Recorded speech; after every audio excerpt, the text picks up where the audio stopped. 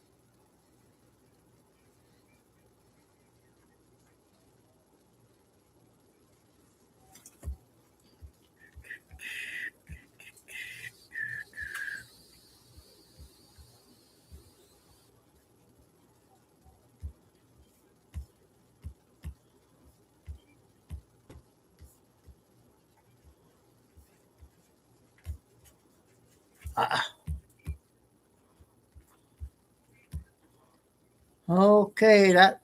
Oh, great.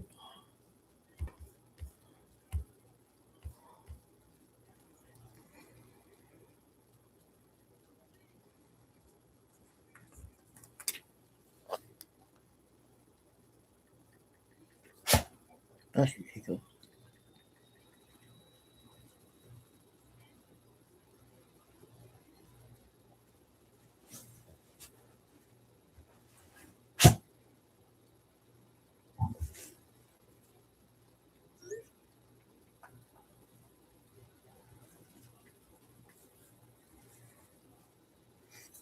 Oh, you want treats?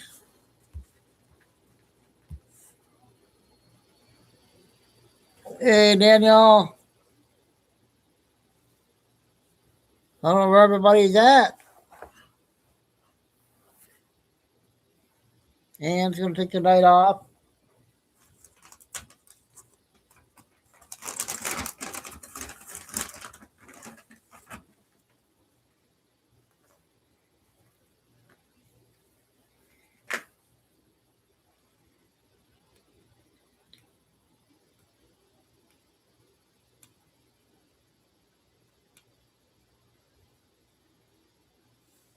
So, Carol, this is Chico. This is the power hour, is the word of station at. Come here.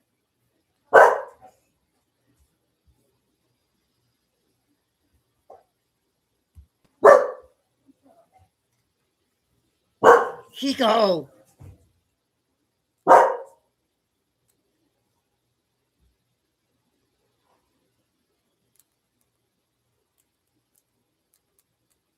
Get away from the door, please.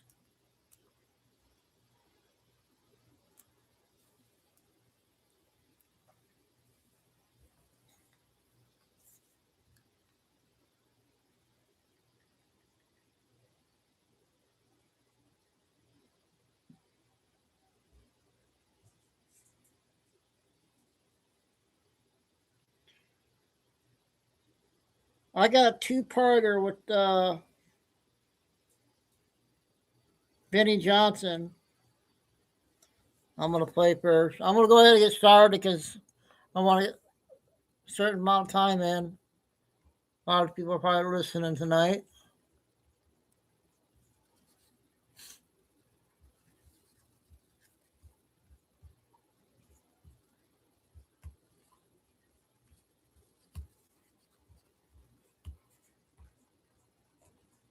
I only got 2 and 3 part. I can't find part 1.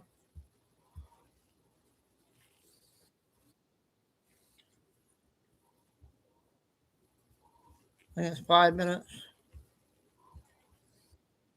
As a police officer, went to Melissa Hortman's house. And then he also went to the house of a senator, another Democrat named John Hoffman. He was dressed as a police officer and he had a vehicle that was a police vehicle. So, guys, this is what happens when you call for getting meaner. This is literally what happens. Oh, you know, the Democrats want to be so mean this guy. and wish and want so much stuff to happen to the Republicans. It's sad that it's come to this, right? they're actually not reaping the benefits, they're reaping the bullets.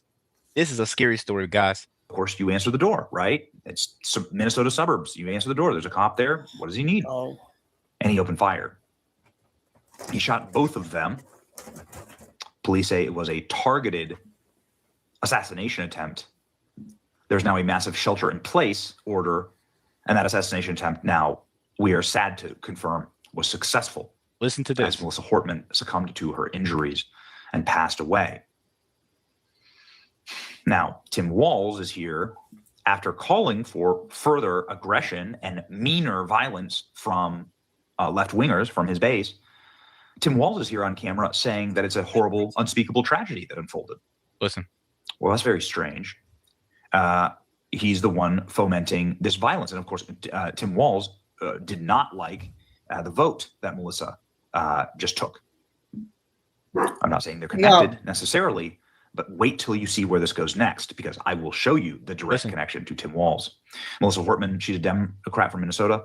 She voted to repeal healthcare for criminal aliens. You can tell in this video that she knew there would be consequences. She was right. Melissa and her husband were just murdered. Democrat violence. Okay, so who was the murderer? Right? Melissa did the right thing, and she paid for it with her life. Centrist Democrats are up against actual assassinations. Well, ladies and gentlemen, you will be not shocked to learn that the details of who the killer is are all coming together.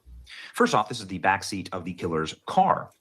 He had no Kings signs in the back of his car. This No Kings rally, as we've covered on the channel, is a far left-wing astroturfed, billionaire-funded rally with a bunch of left-wing groups and organizations. It's an anti-Trump rally, and it is planned all across America. There are hundreds of No Kings rallies across the nation today. This individual, this wasn't random. The police officers have stated this was a search of the vehicle. We found the no. I'm telling you guys, it's weird, and this gets nastier as you listen. It's one of those things, guys, because the same governor who told them to get nastier and get down dirty and go do bad things, the same guy that appointed him, right? Tim Walz didn't just fan the flames, right? He actually lit the match. This party is going down so bad that I think we might just be a one-party system going forward. This is sad. Let me know what you got thinking so far throughout this video. Don't forget to like, send this to your friends. It really helps me out, help you. Let's keep going. King's signs, we found a manifesto, and we found the identity of other lawmakers that this individual was going to target. Here's a list of the people who are behind the No Kings protests today in the country. You can see just a collective of every Marxist group in the nation. Now, ladies and gentlemen, it gets worse. Get a load of this. Now, the suspect has been identified. Suspect who killed Melissa Hortman this morning has been identified as 57-year-old Vance Boatler. Law enforcement tells Julio Rosas. Right here. That's what I just told you. Bolcher was a Tim Walz appointee on one of the governors. Tim Walz appointee. So what are you guys thinking? Do you think Tim Walz probably funded this guy? What do you think? Because I don't know what to say here, because there's so many things that if you say them, you get canceled. They do a lot of things to take you down. But what are you thinking? Please leave a comment. Speak for me, because I can't say it. I just got to bring you guys good content. Boards. What a shock. So this man served as on the board of governors. Here's Tim Walz's signature as a business member of the governor's workforce development. Look at that. Vance Boatler. In case you're wondering if that's forged or fraudulent, here's the official documents of the Secretary of State of Minnesota. Here it is. Vance Bolcher. Bolcher. I'll say it correctly. This scumbag is still at large, but he was a appointee of Tim Walz. So if you're an appointee of Tim Walz, if you have No Kings protest signs in the back of your car, you're probably not a Republican, right? Well, it gets worse. Here we go. Former appointee of Tim Walz saw deadly shooting Minnesota lawmakers, and her husband had No Kings flyer in the car. A reminder. Guys, the craziest part about all of this, to me personally, the craziest part, and you may agree with me, this guy, Tim Walz, appointed this guy, but another thing is Kamala appointed Tim Walz to be her vice president. If your vice president is this dark and this evil, what kind of person do you think the president would have been? If the vice president is putting out hits, what do you? Okay, I got part 3.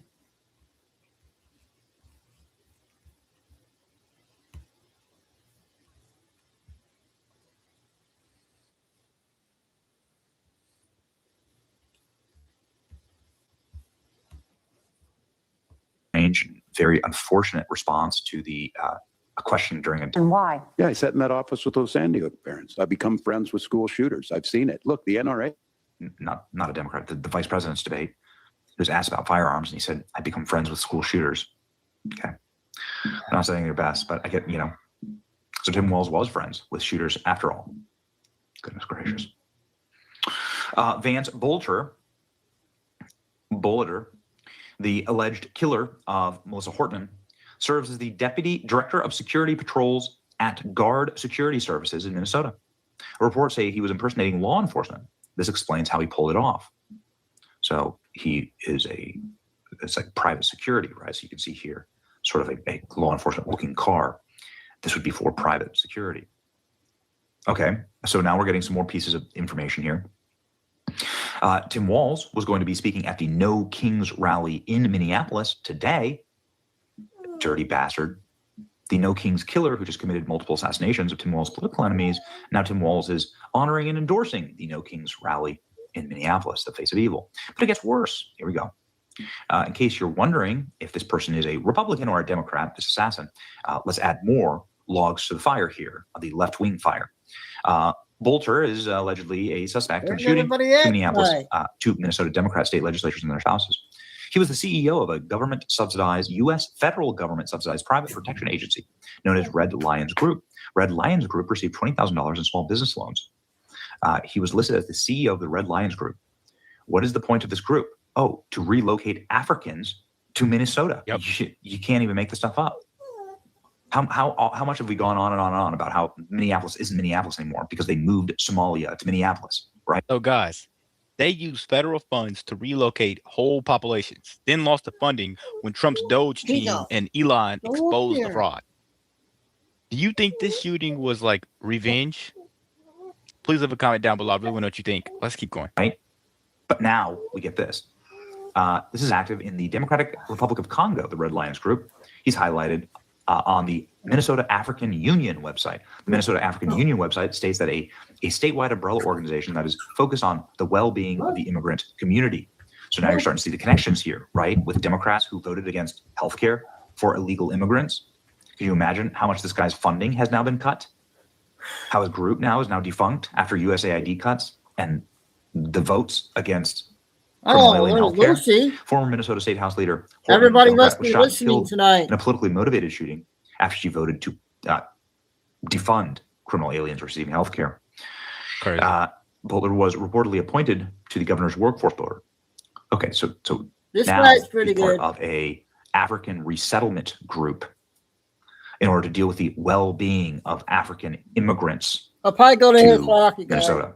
Got it? Starting to make sense now? The left kills the CEO of United Healthcare. They killed 2 Israeli ambassador staffers. They attempt twice to assassinate the president, doxed and attempted murder of ICE and police agents all week, and now kills a Minnesota state rep and her husband, injures a senator and his wife. They become a full-blown domestic terrorist organization. That's right. Donald Trump here, ladies. Guys, when Democrats are getting gunned down for tiptoeing the line, that's when you start to realize this isn't a movement. This is a terrorist cell within our country lines. And then they try to tempt the president's life 2 times. I don't know. This is getting out. This is really getting out of hand. There's a lot of people listening tonight. Ladies and gentlemen, I've been briefed the terrible shooting that took place in Minnesota, which appears to be the targeted attack of the state lawmakers. Our Attorney General, the FBI, are investigating the situation. We'll be prosecuting anybody involved to the full extent of the law. Such horrific violence will not be tolerated in the United States of America. God bless the great people of Minnesota, says President Trump. Bongino confirming the FBI is on the ground. This clearly is the motive, right? Yeah. Incredible. And he had No Kings signs in the back of his vehicle.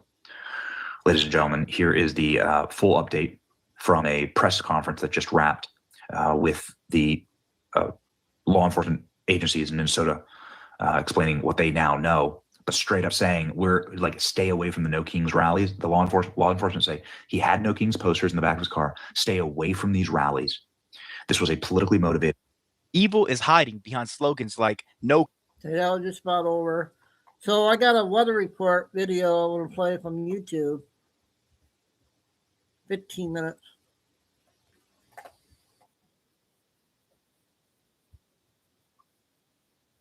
I think this guy's good, right?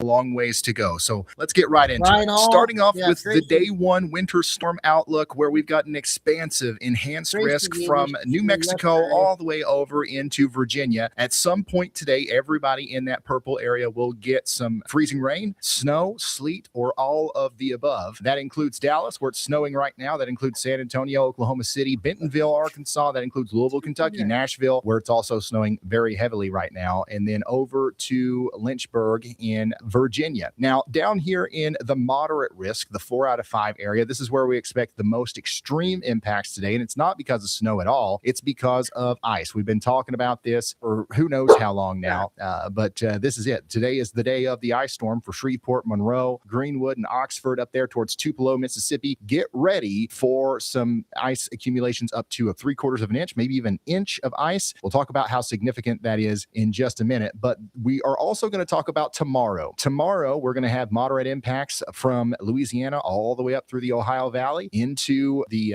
Appalachian Mountains over towards the Mid-Atlantic, southern New England, and interior Northeast. And this is just going to be a result of ice, snow, and freezing rain once again. Most of this stuff up here, the northern side, is going to be snow, and then we're going to have kind of like a mix in this area, and then all of this concern is ice. So that's what we're going to be talking about for tomorrow. And then on the day 3 outlook, everything's going to be moving out of here Monday into Tuesday, but early on Monday, we're still going to have heavy snow causing problems up here from Boston into Maine, and we're going to have some residual ice problems back here from Charlotte up to Richmond. So that's what we are going to be dealing with. So here's what the radar could look like tonight around 8 p.m. More than likely, when you're watching this video, we are going to have a widespread area of freezing rain from the Mexico border all the way up to the Kentucky-Tennessee border. And this is going to be impacting places like Austin, Texas, San Angelo, and Dallas. And it's also going to be impacting places like Oxford, Mississippi. This is where some of that heavier freezing rain is going to be happening, and where we could see accumulations of over 1/2 inch to 3/4 of an inch of ice. And it's also going to be pretty intense in Nashville, Jackson, up to Clarksville, over to Knoxville with that freezing rain. We really don't want to see the ice accumulating on power lines and trees, but that is what could happen here as we go into the overnight period. But at 8 p.m., we will be all snow in Oklahoma City. It'll still be snowing in Lubbock, all snow in Bentonville, all snow in Kansas City, Springfield, St. Louis, Springfield again, but this one is in Illinois, Louisville, Lexington, Pikeville, Maysville, Cincinnati, and then it'll just start snowing in Columbus and places like areas just west of Richmond, okay? But let's pull this even farther into the future and see what happens here as we go into the day on Sunday. So here we are at 9 a.m. You can see our massive ice storm is completely underway here. We're going to be having power outage problems from Jackson, Mississippi, up to Pine Bluff, Arkansas, back into Memphis. And it looks like from the time it starts freezing raining in Nashville all the way up to 9 a.m. Sunday, it's going to be a relentless nonstop freezing rain event. There's one thing that could save us from a more serious ice storm in the Clarksville and Nashville area, and that's our big warm nose that's actually going to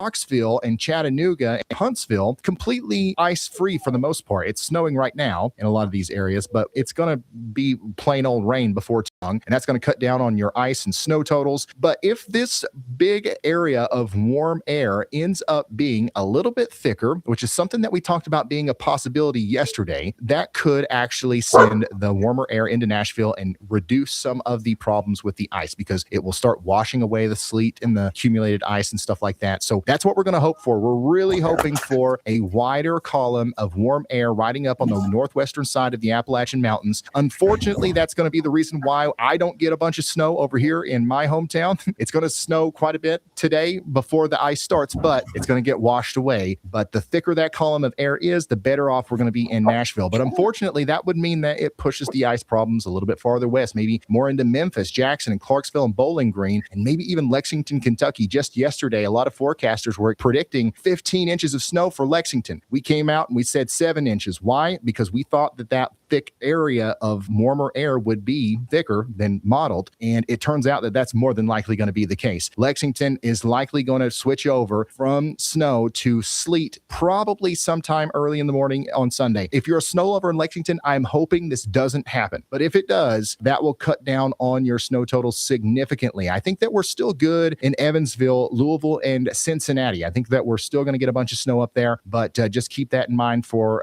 my friends in Lexington. The same thing applies to everybody along the I-64 corridor there between Lexington, Huntington, and Charleston. Snow starts in Richmond, Virginia by 11 p.m. at least on Saturday. It's going to start snowing in Washington, D.C. around that same.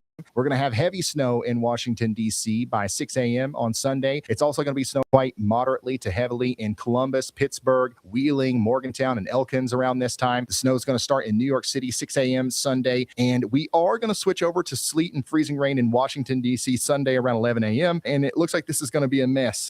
As far as travel goes, I would not want to be on the roads in Washington, D.C. after 3 or 4 inches of snow falls, and then it starts sleeting, and then it starts raining on top of the sleet, and it's still below freezing. Like, that's going to be an absolute nightmare. We're going to have really heavy snow around 4 p.m. in New York. There's a slight chance that we switch over to sleet here, but I'm still pulling for a slightly more southern track on this, and I think that it is possible that we stay all snow in New York City throughout the duration of the storm. We're definitely all snow in Boston, though, which is where we expect to see potentially well over a foot of snow. And this is as far out as our future radar goes right now. Now, let's give you another update on these ice totals. Nothing has really changed here. We're expecting potentially over an inch of ice accumulation in south central portions of middle Tennessee on the southwest side down there. We could potentially have 3/4 of an inch of ice all the way up to 1 1/4 inch of ice. That could be even higher than that, a little bit farther to the south and west near Tupelo. And this goes all the way down there towards Greenville, Rolling Fork, and Lake Providence in Louisiana. So that's our number one hot zone for potential ice problems. I think that it is very possible that we have prolonged power outages down here, but everyone in the pink could have some problems with ice. Even just 1/10 of an inch of ice will cause very dangerous travel conditions on the road. It'll cause intermittent power problems, and we are expecting potentially over 1/2 inch of ice in northeast Georgia, northwest portions of South Carolina, up into North Carolina. This place is going to get hit so hard by the ice that we've actually just got a confirmed report. The Waffle House in Greenville is closed, all right? And they don't do that unless it's going to be bad. And the reason why, even just 1/2 an inch to 3/4 of an inch of ice, and I say just like that's not a lot. It is, but compared to some of these other numbers, it's not. The reason why that's such a problem over here is because we got a lot more infrastructure inside of our canopy here. So we got trees, we've got hills, we got power lines going through the hills and the trees, and it's just going to lead to a big mess. Driving up and down those hills is also harder to do when there's ice on the roads. So keep that in mind as we go through. It's really too late to prepare. Hopefully everybody's already prepared. Everybody's talking about this storm. I truly don't believe that there's anybody that doesn't know about this storm. So hopefully everybody's not scared, but rather prepared. I'm hoping for the best. Now, one of the things that I'm hoping for is that we actually don't see over an inch of ice anywhere. And that's possible. It's not likely, but it's possible, especially if where it's freezing raining, it rains hard. So imagine trying to get ice to cake up on a surface. What would be easier, hosing it down with a fire hose or sprinkling it with a little mist? The mist would obviously freeze faster and accumulate and accrete more efficiently, right? It's possible that a lot of these rain showers that will be technically freezing rain will be downpours, and that might lower the amount of ice that can actually build up because it's going to be coming down so fast. And the reason it's coming down so fast is because these are actually convective showers. These are thunderstorms. We talked yesterday about having thunder sleet, thunder snow, and thunder ice. Well, we actually are just going to have regular thunderstorms tomorrow as well. We've got a slight risk of severe weather in portions of Mississippi, Alabama, Georgia, and the panhandle of Florida. This is a slight risk of severe weather that's actually got a 5% tornado risk in there. And we're about to dive so much deeper into that. But first, let's shout out today's awesome sponsor, Rocket Money, the money app that works for you. Y'all, it's officially the new year. And if you're anything like me, you probably went a little crazy with the spending during the holidays. Now that all that excitement's worn off, I'm really trying to get my finances back on track because let's be real, everything feels more expensive these days. I needed a way to actually see where where my worried money about was the weather. going without giving myself a massive headache. And that is exactly why I'm excited to partner with today's sponsor, Rocket Money. I'm going to be honest with you, before I signed up with Rocket Money, I was the kind of person that would sign up for a free trial for something and then just forget to cancel it and just let it go. And that was not great. Rocket Money has fixed that problem for me. It finds all those subscriptions and puts them in a single list. If I see one I don't want, I cancel it right there in the app with just a couple of taps. It also gives me a singular view of my finances. I linked all my accounts and now I got this one dashboard where I can see everything. It truly helps me set budgets and actually stick to them. It's time to stop throwing money away, y'all. Head on over to rocketmoney.com/Ryan Hall, y'all, to start your free premium trial. Once again, that's rocketmoney.com/Ryan Hall, y'all, to start your premium trial today. The link is also at the very top of the description down below. Big shout out to Rocket Money for sponsoring this video. Now let's get back into the forecast. That's right. As the cold front comes through, there's going to be enough lift out in front of it that you can actually see on the HRRR model here that there might be multiple supercells that pop up in front of the line. Those will be capable of producing tornadoes. And then the line itself will be capable of producing what we call QLCS tornadoes, tornadoes that are baked into the line of storms, not necessarily dependent on having their own parent supercell. But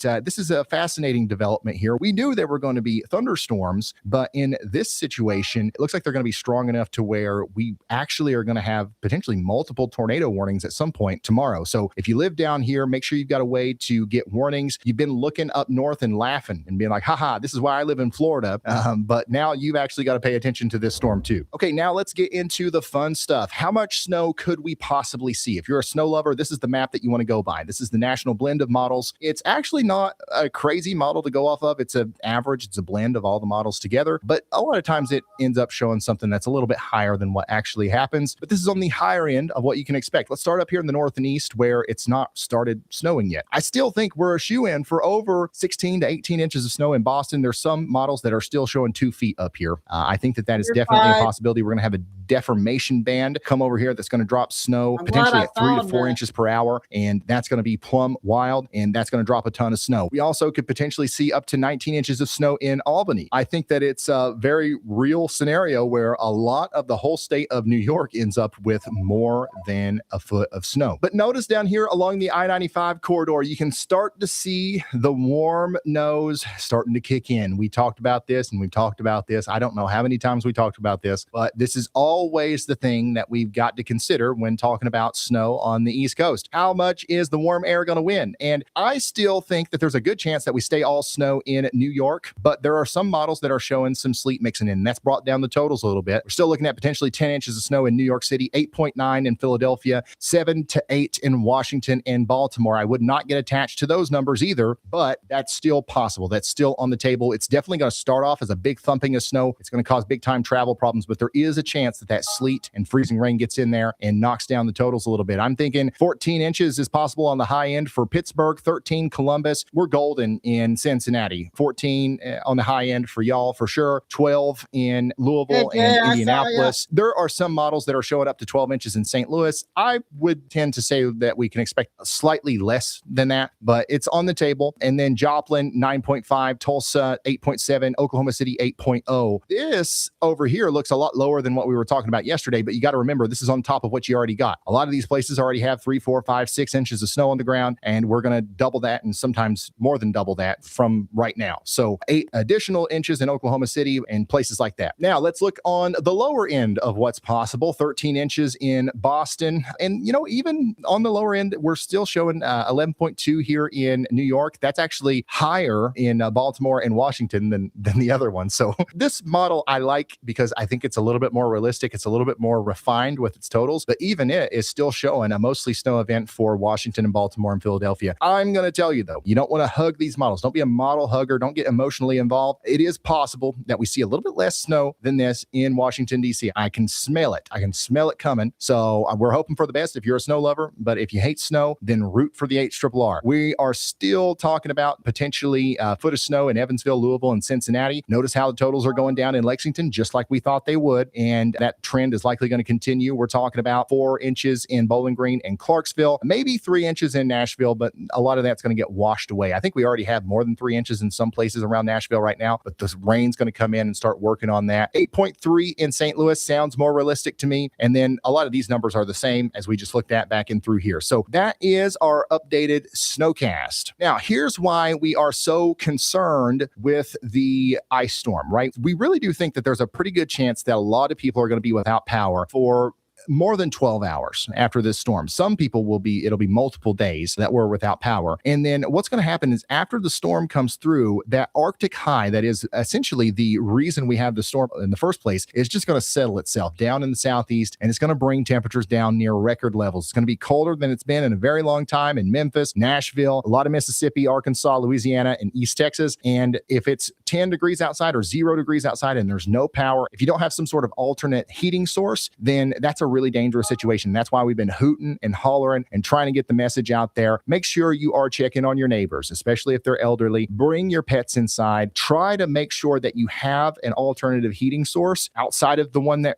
depends on electricity in your home. And if you don't, locate the nearest warming shelter and know how to get there and know how to get your loved ones there if they don't have a way of getting there. And I think we'll be all right. All right. Don't be scared. Be prepared. Speaking of being prepared, get locked and loaded. Buckle in, son, because winter just started. All right. This is just the start. The cold air is locked in for the southeast. Florida might as well be Ohio. Virginia, it's staying cold. The whole southeast is going to be significantly below average for the next 6 to 10 days. And there is another signal for another big storm. And in the next video, if it's still there.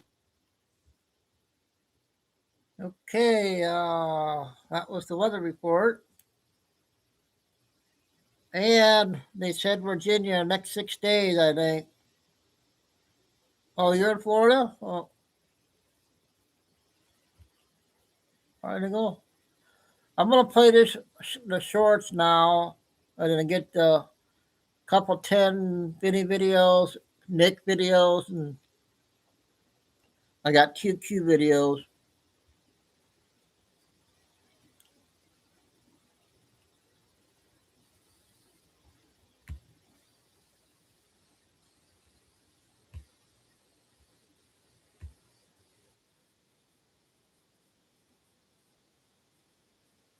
Yeah. Published by Real Raw News. As a colossal U.S. armada heads toward the Strait of Hormuz, a smaller, more secretive contingent of United States Marines is en route to Minneapolis on a recon mission to gauge whether their commanding officer, General Eric M. Smith, should advise President Trump to declare limited martial law amid the ongoing turmoil in the North Star State. A source in the general's office informed Real Raw News yesterday that 2 reconnaissance platoons, comprising 46 Marines, departed Camp Lejeune for Minneapolis yesterday afternoon, bringing live ammunition in case they face violence. Instead of driving Hummers, the Marines are traveling in armored SUVs similar to those used by ICE. The Marines, the source said, are present as observers and operate under strict, immutable rules of engagement. Lethal force is permitted only in self-defense, after all de-escalation tactics have failed. Per our source, DHS Secretary Kristi Noem, Immigration Enforcer Greg Bovino, Border Czar Tom Homan, and Deputy Chief of Staff for Policy Stephen Miller have characterized the Minneapolis crisis as untenable and have urged President Trump to invoke the Insurrection Act and declare martial law in Minnesota. However, Trump, who is described as prioritizing a peaceful approach, seeks a fifth opinion, this time from those whose responsibility it would be to manage intense uprisings, which could involve the use of force against insurrectionists. President Trump has already issued standby orders to the U.S. Army's 11th Airborne Division in Alaska and 82nd Airborne Division at Fort Bragg. Marines at 29 Palms have been rehearsing civil disobedience suppression, should the president summon them to Minnesota. The president could have instituted martial law the moment that crazy woman tried running over an ICE agent, our source said, but he's more level-headed than people give him credit for. The commander-in-chief is patient, has shown patience, more than, he should have, because it gets worse over there every day. He wants us to quietly, examine the situation and report back to General Smith. And he'll share findings with President Trump. As the riots have intensified daily, and assaults on ICE officers have increased 100-fold, the inevitability of martial law draws nearer. The insurrectionists routinely stone ICE agents and vandalize and deface government property. They're pulverizing ICE personnel, torching and looting their vehicles. I imagine if our recon team sees what everyone else sees on television, they'll give General Smith an accurate account, and he'll share his honest opinion with POTUS. Something must give. What's POTUS supposed to do? Just sit back and enjoy the show. Our source wouldn't say when the recon teams will reach Minneapolis, good. citing operational security. Have Oh, okay, that was only 3 minutes. Minnesota news.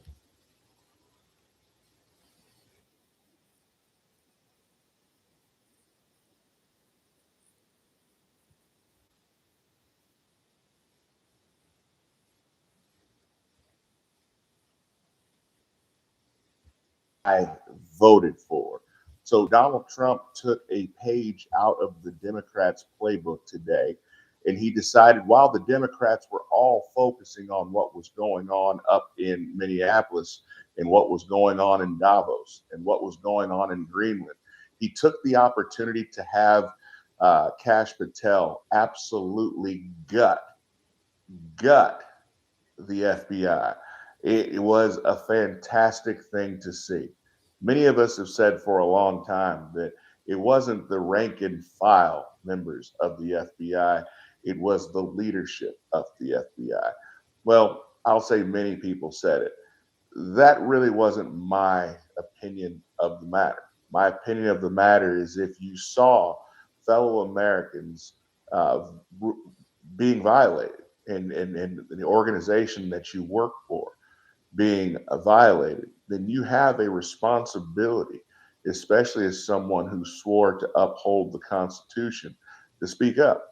You have a responsibility to do that, not sit around in silence in order to preserve your own career. I know that that's a lot to ask, but at the same time, that was the path you chose. And so I love to see the fact that not only did Kash Patel take out everyone that was involved in the Mar-a-Lago raid, but also went after all agents, both leaders and rank and file agents that were involved in Arctic Fox. You remember Arctic Fox, the operation that was put together by the Democrats as a way to as a way for Jack Smith and Merrick Garland to spy on the Republicans in the House and the Senate to try to get as much dirt as they possibly could. I don't think it was because they were concerned that they were working alongside of Trump. In fact, I think it was a little bit more nefarious than that. Because if you look at the people that they were actually surveilling, they weren't friends of Trump. And it was quite public that they weren't friends of Trump. What it looked like more to me is that they were looking to get as much information on these people as they could in order to hopefully turn them in order to get them to say things against Trump that was false. We know that this was the case because there were several reports of Jack Smith and also of Comey's daughter, Maureen Comey, going to people like Jeffrey Epstein even and offering them amazing sweetheart deals if they would simply give them something that would implicate Trump. Now, interestingly enough, they were asking to give them something to implicate Trump. They went so far as to tell Epstein, it doesn't have to necessarily be something you can prove. It just needs to be something that cannot be proven otherwise. So these people played a very, very dirty game. So am I nervous? Does it upset me that that Kash Patel decided to clean house today? Absolutely not. I hope that they go much further. I was calling for the completely abolishment of the CIA and the abolishment of the FBI. I figured tear it down to the studs and start all over again. But I will take this as a win for now. I love it. I want to see more of it. I say go after all the three-letter agencies except for ICE. Actually, right now, they need our prayers and they need more. Let me know what you guys think about this. Comment below. I'll see you guys next time. Congratulations on the win. Okay, that's the number one. I got a second one.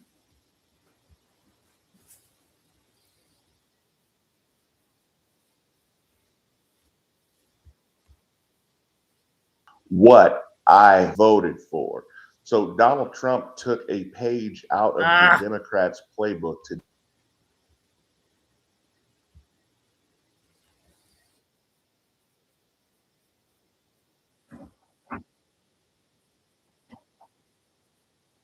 is talking about. And it's, of course, the major story in the news is that there has been an awful shooting in the city of Minneapolis, which you always hate to hear about the loss of life. I'd be the first one to say that.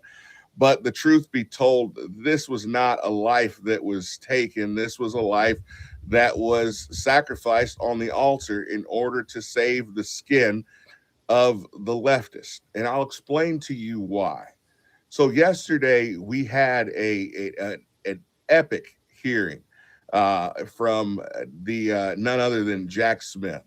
Jack Smith got up and he gave a testimony proving beyond any shadow of any doubt that he's a liar, that the Biden administration used and weaponized the justice system, and that he had no reason whatsoever to raid the home of a sitting president.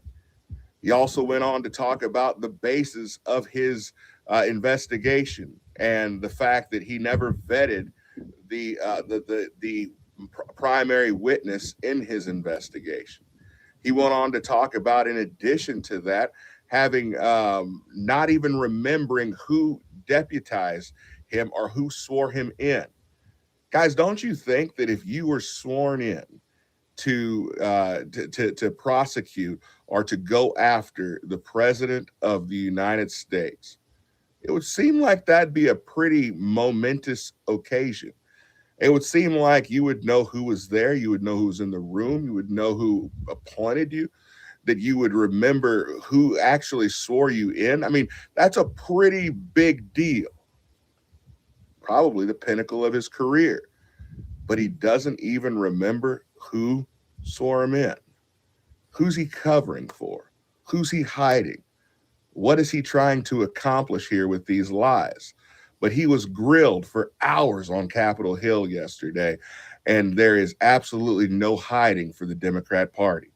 So you see them sending out the usual suspects. You see them sending out Mayor Frey.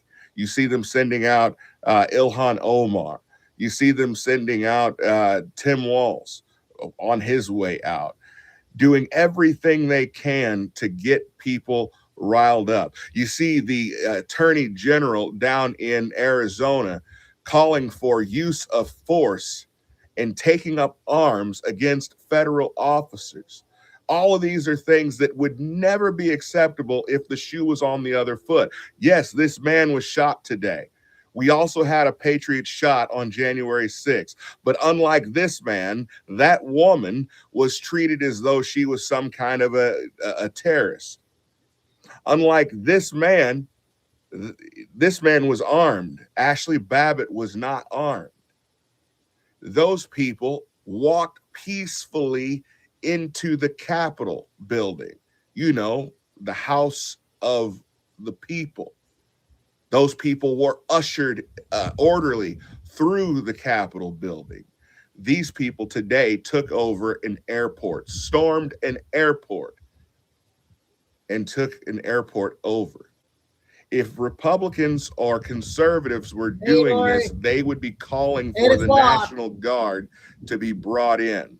They would be calling to put those people down. They would be calling for imprisoning those people, you know, kind of like we did January 6th. I'm calling for President Trump and for Pam Bondi to prosecute these individuals. But unfortunately, we've seen more and more in the state of Minnesota. The magistrate just shot down the prosecution or the indictment of Don Lemon. We just saw him shut down or order the release of the man who stormed the churches last Sunday and threatened the parishioners. So we don't even have the legal system on our side. So what other options do we have? Comment below. Let me know what you guys think about this, but this is one big psyop, and I know it is. Okay, I got two in. I got a 6-minute Noah attorney something, whatever he called. I don't know what his job is. Finance the old way.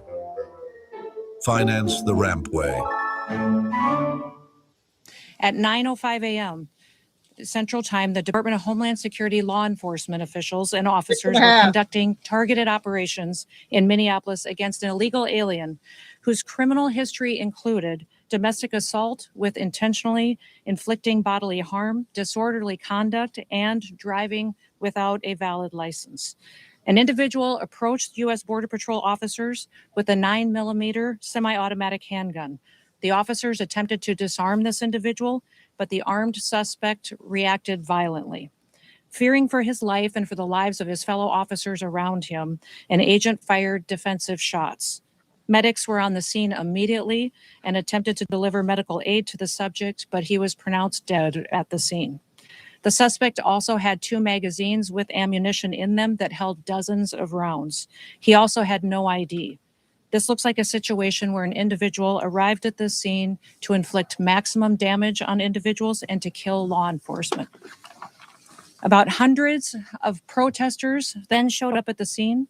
They began to obstruct and to assault law enforcement officers. We saw objects being thrown at them, including ice and other objects, and a rampant assault began, and even an HSI officer agent's finger was bitten off. Crowd control measures were deployed to bring safety to the public and to law enforcement at the scene. And once again, I want to remind everybody that this situation and this tragedy did not have to happen. Our law enforcement are doing everything that they can to protect the public. We're praying for this deceased loved one's family and friends, but we also recognize that the Minnesota governor and the Minneapolis mayor need to take a long, hard look in the mirror. They need to evaluate their rhetoric, their conversations, and their encouragement of such violence against our citizens and our law enforcement officers. I'll remind you that Governor Walz today in his press conference said that our officers were not even law enforcement, which is a lie. He's called them the Gestapo. He's encouraged residents and citizens and violent rioters to resist. He's doxed their identities, putting themselves and their families' lives in jeopardy. He's refused to turn over murderers to federal law enforcement officers. He's protected illegal criminals and protected them from being brought to justice, and even overseen a historic, unprecedented theft of American taxpayer dollars. Tens of billions of dollars were stolen under his watch, and he allowed it to happen, and in some instances may have even facilitated it. In other cities and states across the country, we don't see this happen. Local, state, and officials work with us to make sure that we're making their streets safer. I'll point to the city of Memphis, which is where there is a Democrat mayor in place. He worked with us and our federal law enforcement officers, and we saw murder rates drop by 50% because of that partnership. We've seen historic lows in the criminal acts that have happened in that city. We've had the same amount of law enforcement officers there, but a very different result because of the leadership in place. Last week, ICE did over 2,000 different operations, and we saw people be brought to justice and the American people made safer because of that work. We don't have this problem in Texas or in Florida because those individuals in those states work with us, and they make sure that they keep peace and calm while they bring criminals to justice. In Minneapolis, Governor Walz and Mayor Frey, they instead choose violence. They instead choose to encourage the destruction of their city and the crime against their people. It appears that they want this lawlessness to continue. It appears that they want chaos to distract from the theft and the fraud and the corruption of their city. I'll remind you that this city has been corrupt for years with what we've seen with people that have been stealing taxpayer money, all under the leadership of Governor Walz and Mayor Frey. I'm asking for all the authorities in Minneapolis and the leaders to work with us. And there are two things that we have repeatedly asked the governor and the mayor to do. Number one, all we want them to do is that when they are going to release a dangerous criminal from their jails, turn them over to us so we can get them out of this country as soon as possible. Since we have been back in the White House with President Trump's leadership, they have released over 490 criminals onto their streets.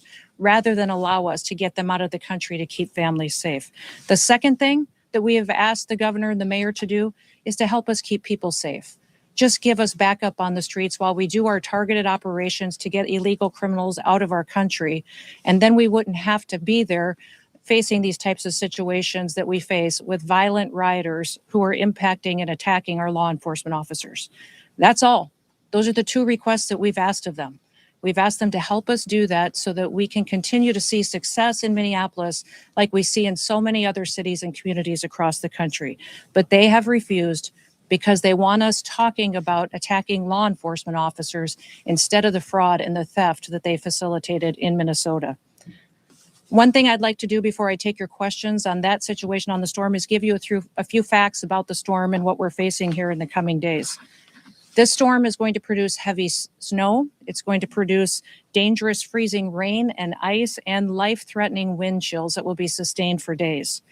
Power outages, road closures, and other impacts have already started to impact the Midwest, the South, and the East Coast. The most important thing that people can do across this country is to please stay off the roads, to stay home when possible, unless you absolutely have to be out and about. That will not only ensure that you and your family are safe, but that emergency responders aren't out there trying to rescue you when they could be out doing other work to proactively keep people safe and at home. Information. That's an update from today.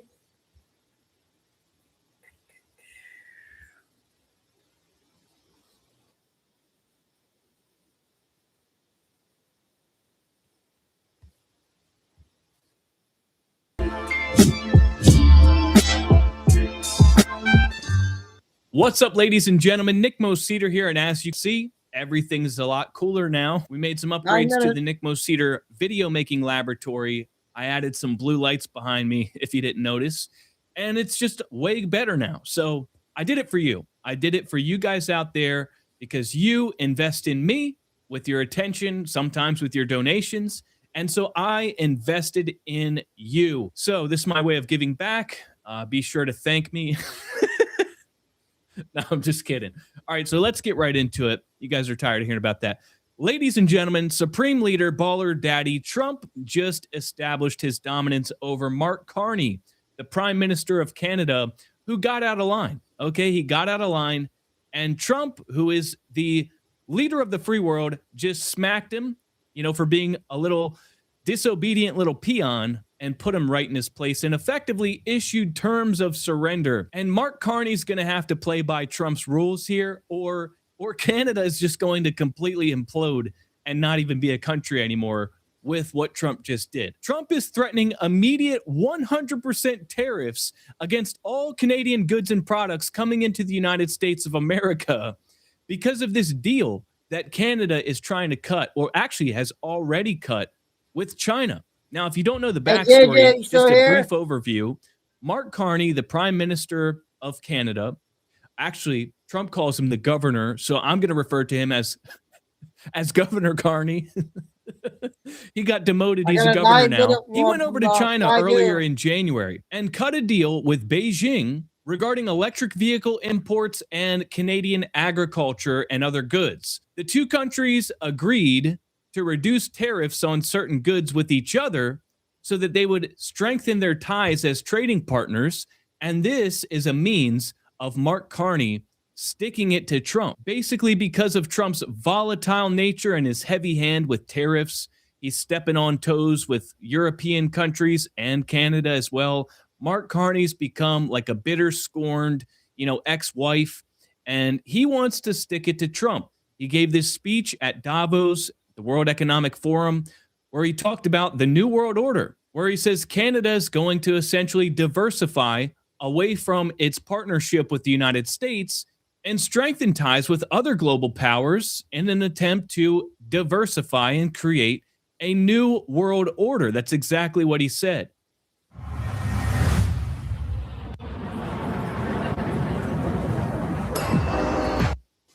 I believe the progress that we have made in the partnership sets us up well for the new world order.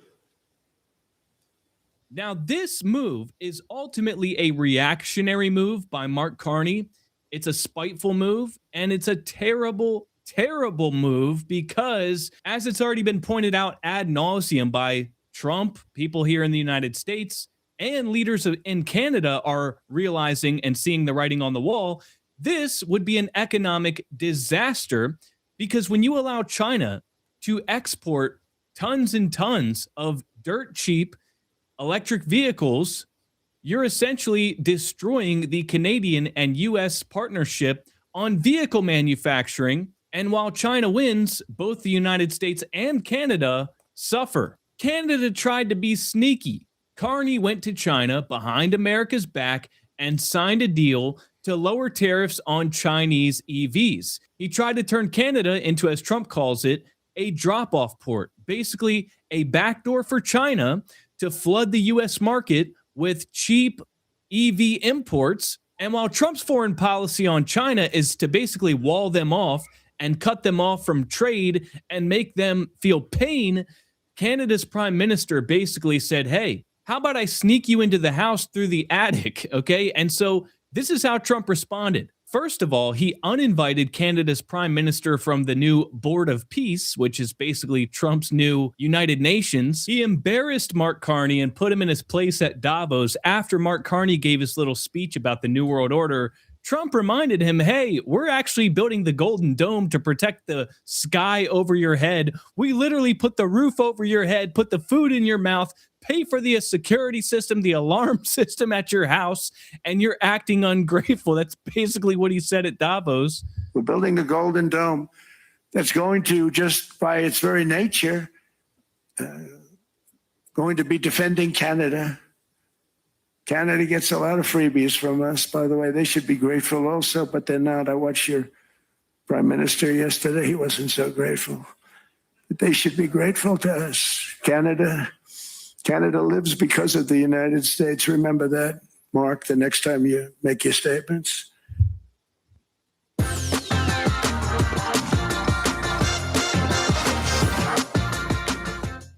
Let's cover 10 pro tips for working with the Cursor agent. So I've got Cursor open and my agent on the right. And the first tip is to use Plan.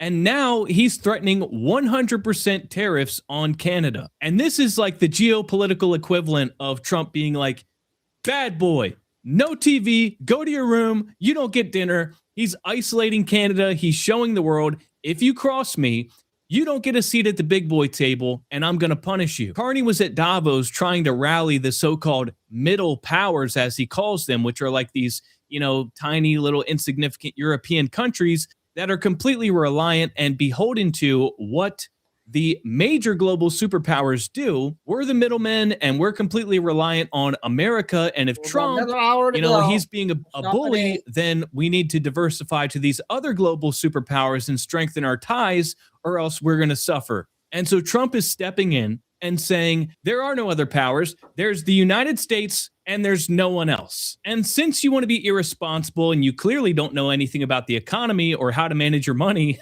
and you don't know how to run your own country, I am giving you an ultimatum that if you go forward with this deal, I will literally destroy you from the inside out. 100% tariffs on Canada would destroy their country, their entire economy, because Canada exports 75% of the things that it makes to the United States and only 10% to China. So the choice is pretty simple here. Either surrender and back down, or we will destroy you with tariffs. And you may be wondering why I'm tickled pink by all this, and it's because I guess I'm an imperialist. I'm finding that out about myself. I love to see America be tough and command respect around the world, especially from these freaking freeloader countries, okay? Trump is the big baller daddy. He just made a power move on one of his kids. He's treating Canada like squatters and the American security umbrella, which is exactly what they are. And he's demanding rent. Okay, if you want to disobey my rules, my house, my rules, then I am upping your rent to a degree which you cannot afford. And so therefore, you better just get on your best behavior. Even if you completely disregard the fact that America's military, protects Canada and they're relying on us for security.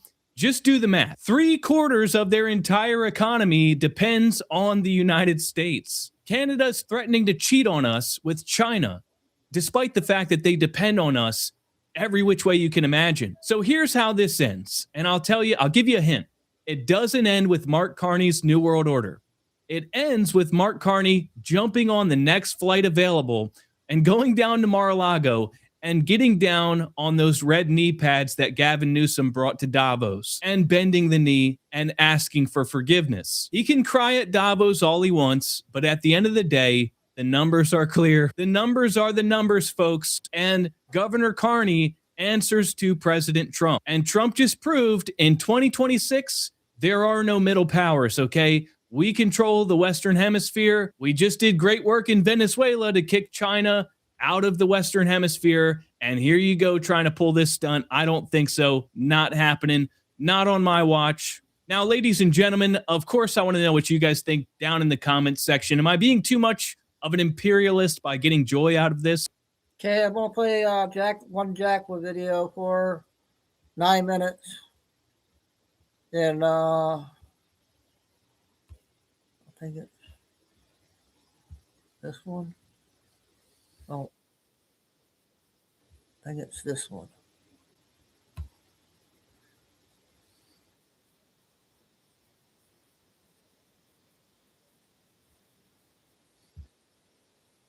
See you. We've been talking about you are the only politician that Australians are getting behind. Certainly conservative, centre-right, whatever you want to call it, non-woke, non-lefty Australians. It's Australia Day tomorrow. That's what we're talking about all day. In all seriousness, can one nation That's why I'm doing 2 form shows, government? because the weather's bad. Go to 8 o'clock. It depends on the voter out there. Rowan, I'm not going to, overexpose myself in the fact that, yes, we can and we're going to get there and all the rest of it. It's going to be very hard to get there. As you know, I've got 4 seats in the Senate. We've only got the 1 seat in the lower house with Barnaby Joyce. The fact of the matter is we have to stand candidates in every seat, which we have done in the past. We have to get the public's #1 vote. We have to have that #1 vote. If we get the #1 vote and we get the majority of the votes, the majority of the lower house seats, yes, we can form government. But it's a big ask. And I'm being honest with myself and honest with people. But it is possible. But I think that we'll probably get government in the states before eventually in the federal parliament. But there's nothing stopping us from being opposition first, then working our way towards government. James. Well, Pauline, just to look at the history of the UK reform movement, we've seen how this goes, and now they're on track to form that government. When it comes to standing candidates in seats in the lower house across the country, how open are you to taking on more nationals coming across from that party, and also potentially even doing some sort of more of a formal tie-up with the Nationals who already have that formal branch structure in so many electorates where you would be able to then, have much more of the infrastructure to run lower house campaigns? Well, we do have the infrastructure to run the lower house campaigns, James, by all means. The fact is that, preferences haven't blown our way. We've got the Labor, the Greens, these other organisations out there, left-leaning, small organisations that are blowing the preferences away from One Nation. The polling shows us that in some rural and regional areas, we're polling as high as 40% of the vote. Now that will win us seats, by all means. But like I said, it's 2 years outside the election. We've got a lot of work to do. I've got to put out my policies to prove to people that we can do it. We do have the answers to a lot of problems that we have. So don't mistake what I'm saying. I intend to go for it. I'm not going to sit back on my laurels and see this country go down the drain as it has there's no leadership. Albanese is the worst Prime Minister I have ever seen. There's no leadership in the Liberal Party. They're fighting with each other, which makes me so mad. In the state of the country, they're all, no, I want to be leader, I want to be leader, I want to be leader. And there's no leadership whatsoever. And I called it out with Lay last year. I don't see her as a leader. She doesn't enthuse me. She doesn't give me confidence. I don't believe she knows what she's doing. And as you said, Rita, those laws that were passed, I picked it right from the very beginning. They should never have been passed. And yet they went ahead with it. Why? To be seen. You can't just be seen to be doing things. People want leadership. People want strong decisions. And they picked it wrong. Very wrong. Rita. We haven't really had a true centre-right conservative option for a number of years now. I know traditionally you lot haven't always got along, but can you see One Nation and the Nationals, now that they've broken up with the Libs, getting together, having that infrastructure across the country, and perhaps being a coalition, a true conservative coalition? Rita, I'm not going to rule anything in or out. As far as I'm concerned, I'm not going to take on another organisation, another party where you're going to have, factions or infighting. I built this party so we don't have any of that. And that's what we need in this country. I'm not going to say that you're going to disagree on policy, where we go with this, where we go with that. If people come across, it has to be to One Nation. I'm not going to, I haven't taken years out of my life to rebuild this party a second time for those people who had their own agenda, wanted to take over, which they did. Where are they now? All gone. I'm still standing. So I'm not going to allow my party to be taken over by those. People have joined One Nation to support me. They didn't come on board One Nation to support the National Party. So it's about, yes, the Conservatives need to get our heads together if we want to defeat the Labor Party and the Greens that are destroying this country. I don't have an ego, but I am determined to make... I clicked it twice.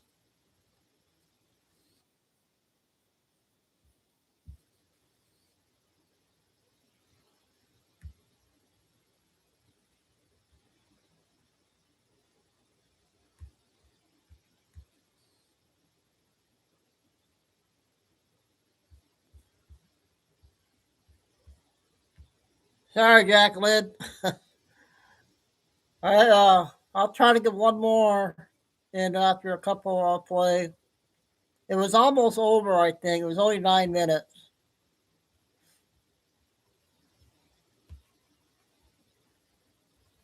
Okay, I got to see where I'm at now.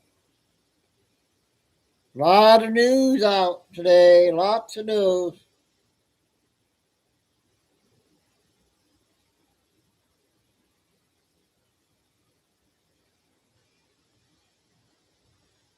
Okay, let's play Trish.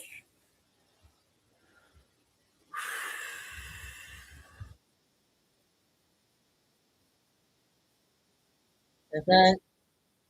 I don't think I played this one yet. Discover something new. In New York City, rest in peace. I might as well just say it now because you got Ma'am Dami with the plans to offer universal childcare for everyone, including all the illegals. Oh yeah, you're illegal. Don't worry, we got your kid covered. Just vote for us, okay?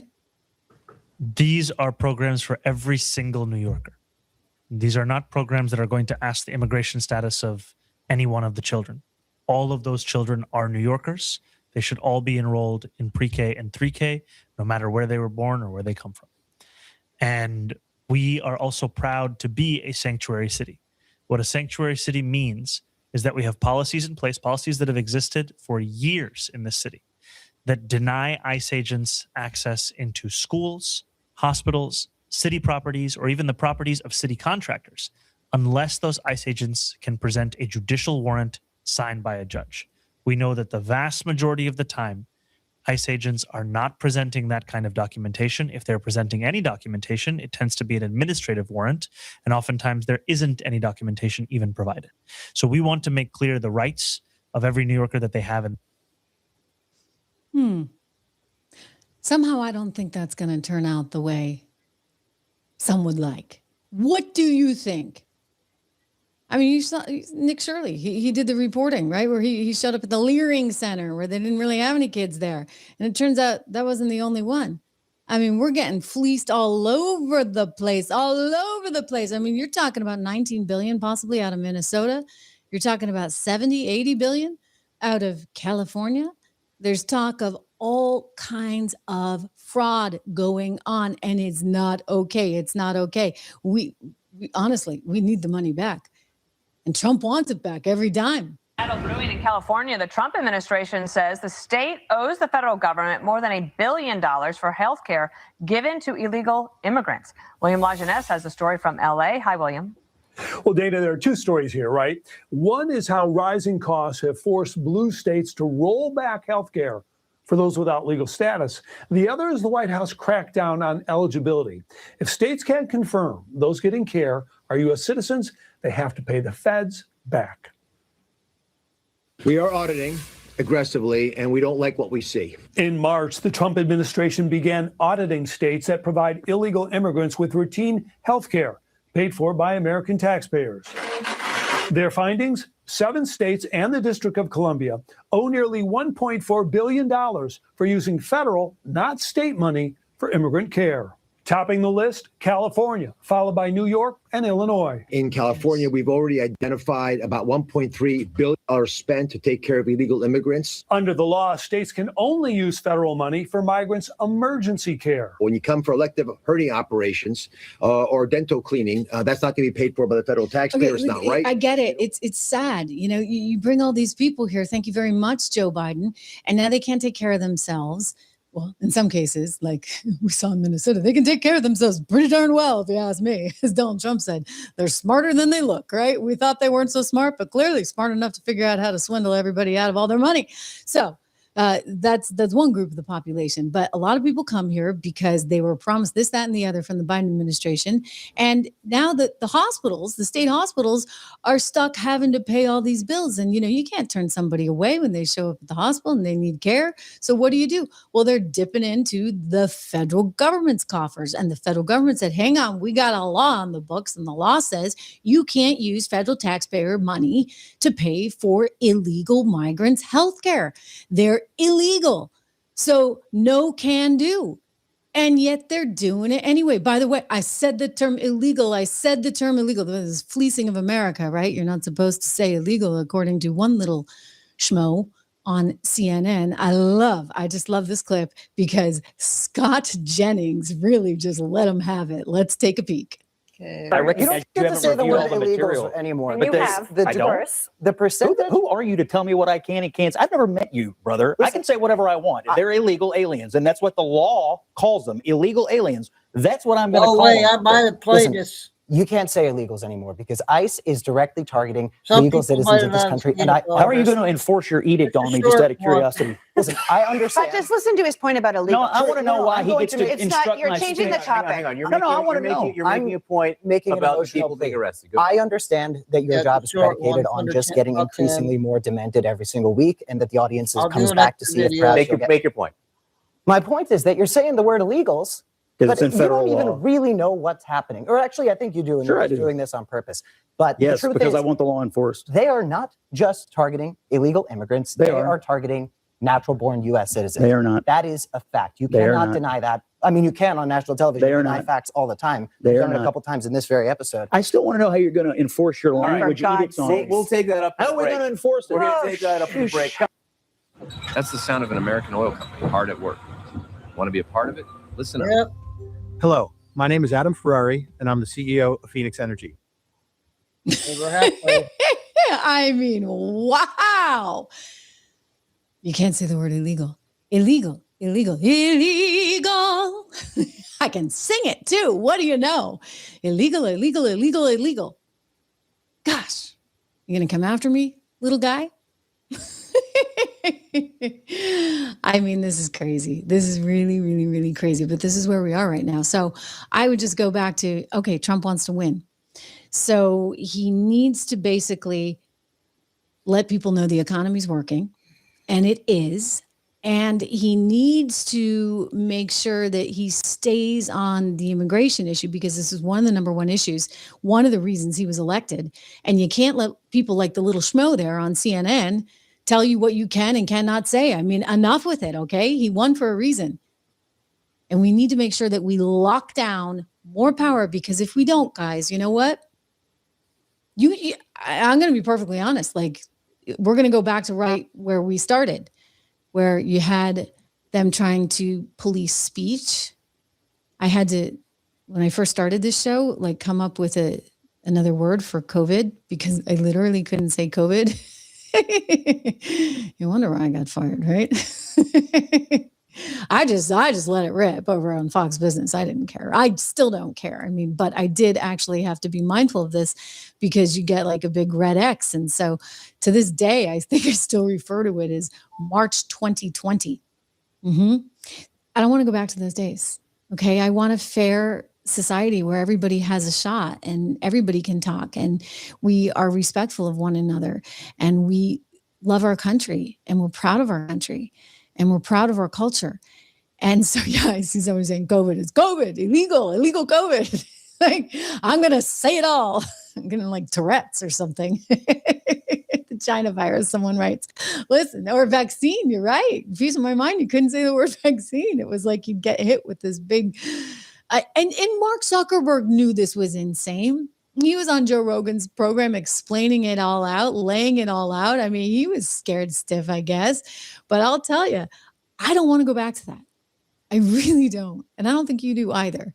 So it is important, really important. Trump is just common sense. And it's like nobody has any common sense anymore.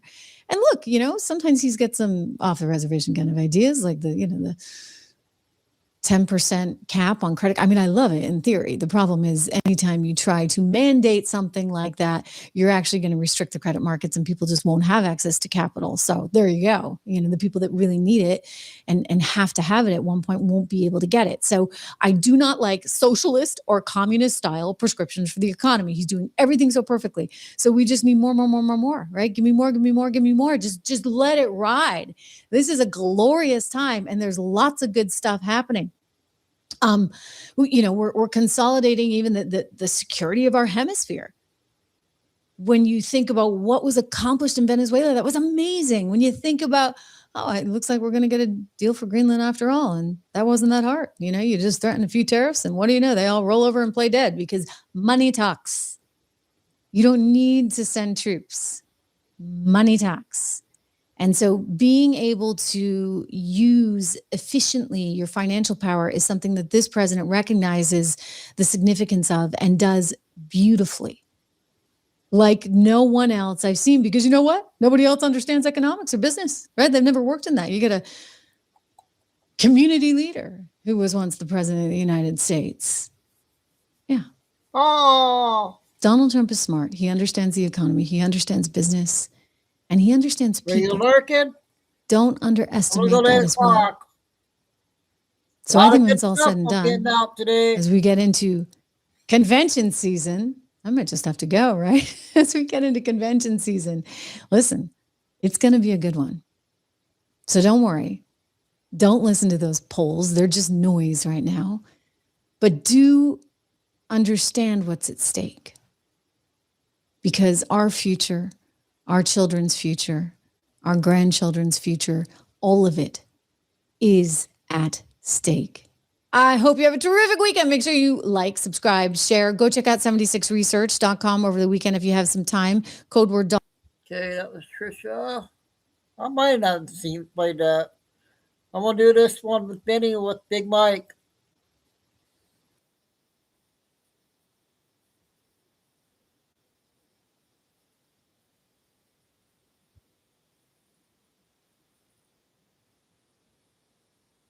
Hey, Dave. Finance Rampway. If I hear of someone whose fashion that I like, and I know that they're a person of color, I try to make it a point. But the clothes have to be available. What does our closet look like? What's up, guys? Benny, I know this comes as a newsflash to you, but Michelle Obama is a narcissistic racist against white people. She says so on stage all the time, and dumb old white liberal ladies clap for her. And when you talk about us being disconnected and not talking to each other, I am not out in the world like a normal person anymore. But when I am, people don't even recognize me. You know why? Because they're on their phones. Oh, Nobody is we need to looking ban at each cell other. I could phones. walk right past somebody. People need to look at me because I am famous. I'm famous. Worship me. Nobody is looking at each other. I could walk right past somebody with a hat on, and I'm just a black woman in a cap. But that's I don't know. No, I've done it. I don't know about that. I have done it. I fly commercial. I am out there with the people, and folks are not paying attention. I fly commercial. So okay. Okay. Like, this is Michelle Obama's brother. That's like, yeah, lady, you fly private. You haven't flown commercial in 30 years. You are the elite of the elites. And all you do is sit around in these little podcast sets looking, I don't know, like a Star Trek character and complaining and bitching about having to buy clothes from white people. I kid you not. This is the new clip of Michelle Obama complaining about having to purchase clothes from white people, saying that if she can find clothes made by someone who's not white, she'll definitely buy them. If I hear of someone whose fashion that I like and I know that they're a person of color, I try to make it a point. But the clothes have to be available. I think we can all do some work to think about that balance in our wardrobes. What does our closet look like and who's in it? Mm-hmm. Who are we supporting in it? Right. And I think if you have the money to buy Chanel, then you have the money to buy everybody. Do you have the money to buy Chanel? You have all the money in the world, yet you still look like that. So maybe it's not the designers. Maybe it's you and your hideous, ugly soul. Good old Ronald Dahl quote. People who are ugly on the inside end up being ugly on the outside all the time. It is so true. What a truism. Imagine Melania Trump saying this and reversing the racist. Imagine the reaction. Melania Trump saying, I'd only buy white designers. It's called racism. It has no place in America. Michelle Obama is a racist. How does one do that exactly? Do you walk into a store and ask, hey, what is the race of the owner? Do you Google the owner's race before you shop? Like, is it a white woman? Can I, if you find out that you're wearing a white woman, white people are the least racist people in the country. Michelle Obama may be one of the most racist public officials I have ever seen. Should we avoid your book? Because, it was, written by a white lady, Michelle Obama, who was put into office and made one of the most powerful people on earth by white ladies. Now imagine if Melania Trump came out and advised people to avoid black-owned brands. Michelle Obama openly admitting that she's racist. Here comes Terrence Williams. Michelle Obama, I need your undivided attention. I visited the White House. You lived in it. Let's stop the victim routine for a second, because black Americans, when you put our lives side by side, your story doesn't add up. You don't normally compare my life to others, but I grew up in foster care, no parents, no stability, no safety net. I started with nothing. You had 2 parents, stable home, every opportunity in the world. Yet somehow you believe this country. Somehow I believe in this country more than you do. You had a multi-million-dollar book deal, $60 million Netflix contract, mansions, $100 million net worth, and you're still oppressed. Yeah. She's oppressed. Michelle Obama, insufferable, complaining about how she has to do her hair, how white women force her to do her hair a specific way. Is there anything that she's not racist about? Michelle Obama claims that when she was a kid, whites killed black kids for wearing the wrong clothing. Michelle Obama claims to be beautiful because she's black. She's not beautiful. It has nothing to do with your skin color. Michelle Obama struggles as first lady. Angry that white people judged her hairstyle. Megyn Kelly's response to this. What she's saying is she's bitter because society's standards, in her view, don't allow black women to just walk around with their natural hair. That is bullshit. Black women can walk around with whatever hair they want. Only in Michelle Obama's warped mind do white people not like them unless their hair looks like white hair. And here's the other thing.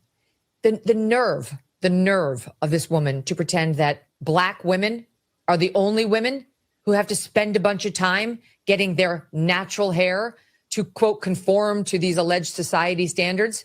Because virtually every woman I know, every woman spends a ton of time on her hair and wants it to look better than God made it.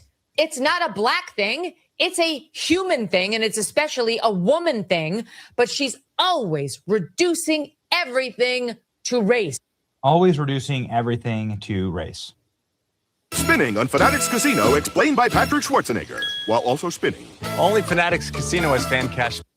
Michelle Obama complains that hairstyles are racist. That means we are spending thousands of hours and lots of money straightening out what is naturally curly hair, right? And that takes time out of your life. It costs money. Hair as women of color, that the way our hair now. Michelle Obama has straightened hair in this video. So what does this exactly mean? Look at how beautiful she's decided to be. Michelle Obama is such a bitter, wicked person. Michelle Obama has lived such a privileged life, entitled Michelle slammed for whining about the food and travel costs in the White House. And now she has a Call Her Daddy interview where she complains about her husband, because of course she is going to do that. That is precisely what she did in this podcast. I had my poor producers listen to it. This is the famous Call Her Daddy podcast that Kamala Harris went on.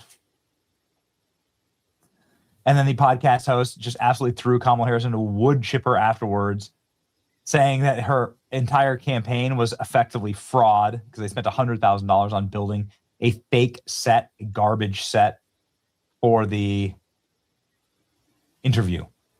Got it. Yeah. It was a random house. My studio in LA doesn't cost six figures. How does a cardboard wall cost that much? Yeah. Well, ladies and gentlemen, back at the studio in LA, of course, there's a not a lefty podcast with that Michelle Obama won't go on to complain about Barack Obama, the man who made the man. And so here we go, ladies and gentlemen. The more Michelle Obama talks, the sadder I feel for Barack Obama. I landed there. But it was always interesting, and people would be like, well, how do you know what to do in this role? And to me, it was clear that, oh my God, you don't know anything about what I did before I came here. Like, you don't, like, you know, and you don't want to. I was like, well, I went to Princeton and Harvard. I mean, I practiced law. I was an assistant to the mayor in Chicago. I ran a nonprofit, a 501c3. I built a board. Doing this. I was a vice president for community relations at the University of Chicago hospitals. I was a dean of students. I was like, oh, you guys, all of that just disappeared in the course of this whole election. And you now see me as just Barack Obama's wife.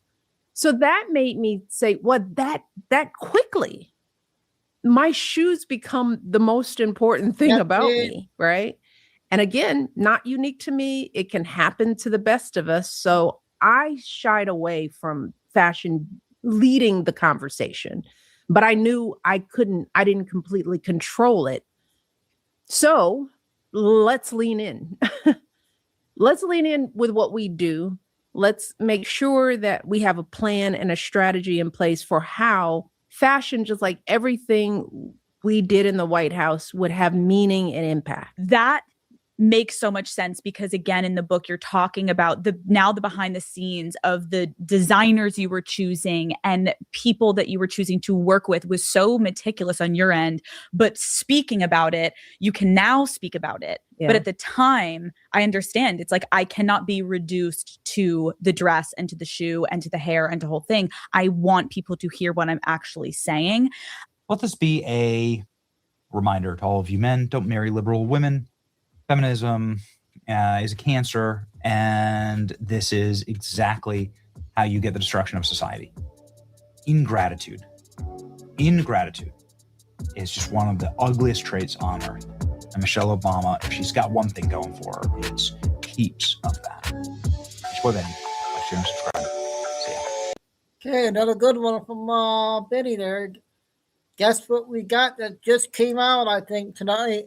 the Dip Clock lady.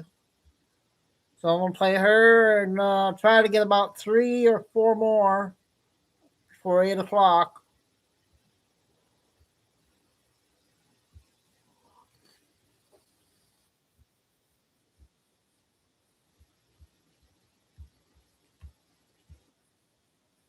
The technocratic government that him and Elon Musk are supposedly trying to implement, these left-wing Christians are trying to play this off to be the global beast system. But have you ever wondered why the Bible does not mention America anywhere in it? Ask yourselves that question. These Christians don't want to read into that, but it's something very important that they just want to ignore. Now, I've been going over the sealed portion in previous videos. Talks out the whole history of Adam and Eve, the pre-existence, talks about things that were deliberately left out of the Bible.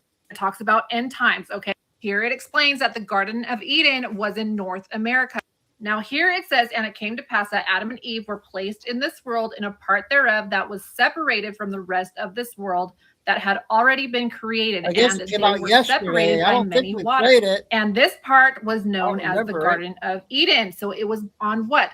An entire continent. Was separated by many Yeah, waters, different outfit. separating from the other parts This of is the new, world. I think. Here it says, for many changes will take place in the parts of the world separated from the garden in which Adam and Eve have been placed. These changes will prepare the earth to pass through its probationary state so that it too can receive its paradisical glory. So here it's talking about how the earth is going to transition out of the old earth into the new earth. But very specifically, it is saying that the other parts of the world that is not part of the Garden of Eden or North America will go through many changes. Now, what happens to the Garden of Eden?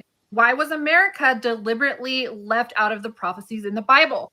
Here it talks about how the Lord commanded Adam to leave America or the Garden of Eden and go to Africa. And now a commandment I give unto thee, that thou and those who follow thee should leave the land of Eden and make vessels in which ye can cross the great waters and enter into a land that hath been prepared for you. And this land is not as verdant and comely as the land of Eden, but it is the land that I desire that the generations of men inhabit for their own sake. For the land of Eden shall be withheld from the knowledge of the children of men until the time that I shall make it again known unto them. So it's saying the land of Eden will be withheld from the knowledge of the children of men until the time that I shall make it again known unto them. This is why the prophet in the Bible could not see America. It would see America as like an eagle or going up into the clouds. It could never see America.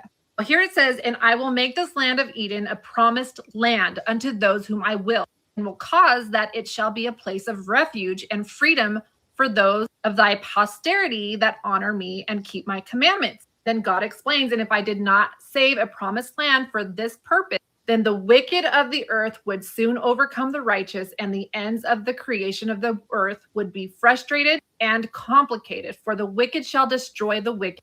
And unless I take the righteous from among them, they will destroy the righteous also. It says, and I would that ye should teach your children to keep my commandments in all things. And I have commanded you to love one another. The commandment to love one another is so stressed in this book, you guys. It is stressed as the utmost important commandment, especially for the end of times. It says here, and if ye cannot love one another as ye would have them love you, then ye shall not inherit the kingdom of God. There shall be found no place in his kingdom for you, but ye shall take your place with those who rebelled against the plan of the Father in the beginning, even with Lucifer and those who followed him. Whole book saying that loving one another and service to others is the utmost important commandment there is, especially now. Now, I want to go over the importance of Greenland, why you see Trump trying to Canada, Greenland, Mexico, Venezuela, part of the United States, which I just went over. Okay. Trump is saying he's trying to get Greenland because of their resources and national security. If you put this in perspective, what I just went over, the land of Eden and it being the promised land, then this whole continent would be the land of Eden, the promised land. would rightfully be included to the Gentile inheritance. I went over that, you guys, in my previous videos. I don't have time to go over that here. That is what Trump is doing, okay? Gentiles, the followers of Christ, their inheritance into the promised land, okay? This book talks about a righteous government that's going to be established under God. It says, and a government of a nation under God would judge its success and its compliance with the laws of a righteous government. We'll go over that in a minute. Which laws have been established for all governments that are of God, which shall last forever. Has been talking about eternal peace, infinite, forever. He uses these words about what he's setting up. Yea, this government shall judge its success by looking at the least among its people. For this nation shall be judged by God according to the manner in which it serveth the very least amongst it. Trump has mentioned several times that he's trying to get to heaven, trying to do the right thing. It's really hard to do when these other nations are at war. What you see him not doing is trying to establish a whole global system. He's not trying to do that. He's trying to get one continent together as it was in the land of Eden. I want to make a side note that Trump dropped out of the World Health Organization yesterday after 77 years. Now, this is a list of all of the global organizations that Trump has withdrawn from or is in the process of withdrawing from. Trump is removing America from all of the global organizations, you guys. The list continues. I will add, however, Zelensky is calling for the European leaders to create a new world order. The beast rises, you guys, from the European Empire. It says here, and the wickedness shall be taught unto them by their leaders and their priests, who are all servants of Satan, and shall follow his will in all things. And thus the eighth beast, of which John wrote, shall begin to rise up out of obscurity and gain power for itself. And those who shall colonize the land of promise shall begin to have much disputation and contention with the government that controlleth them from across the ocean, which government shall be set up amongst the nations in the great European Empire. The book also explains that America has been part of the European Empire, but Trump is now breaking off of that, which would mean the European leaders will be building that new world order, not America, because doing its own thing according to the laws of God. His first principle or law that this government shall never be self-serving. It shall never act in and of itself and of its own accord for the sake of its own existence. Second principle in law of this eternal government, that it will guarantee the freedom or the free agency of all those whom it serves. The third principle in law of this eternal government is that it shall provide the means whereby those whom it serveth may have an equal opportunity to experience the happiness that they desire. And with a righteous government, that nation would be under God. And this says, for a nation under God hath no borders that separate it from the rest of the nation of the world that are inherited by other sons and daughters of God. And the leaders of a nation under God serve its people and not themselves. It goes on to say that this nation would need to provide its people with the means to sustain their lives and pursue the happiness that each of them desires. So we're talking about the golden age. Elon is talking about abundance, universal high income, not basic income. He's talking about universal high income. I see two systems starting to emerge. You see a system or a nation aligning with the principles of God, and you see another system aligning with principles that are not of God. Here it says, and a nation under God would protect the earth and its resources and use them accordingly to that which is good for the earth and also that which is good for the people. What do we see happening under Trump's administration? The U.S. debt clock has been showing us that all of the resources are being tied to the financial system that would be the best for the people. It's real wealth that is measurable, you guys, as a measurable store of value, opposed to the fiat dollar that's backed by nothing, has absolutely zero store of value to it. Now let's tie this all into the North American technocracy abundance model. What it is a governance and economics driven by measurable resources,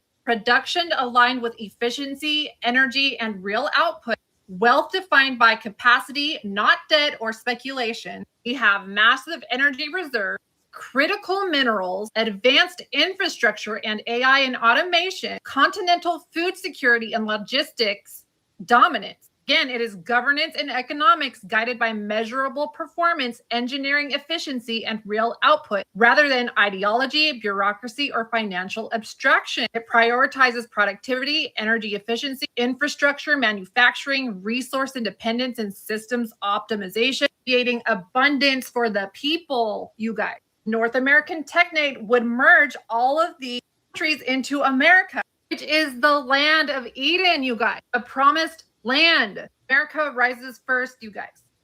So let's talk about this map that Trump posted. Okay, how was that one, you guys? I think that was the newest one from yesterday. I don't think I played her yesterday, did I?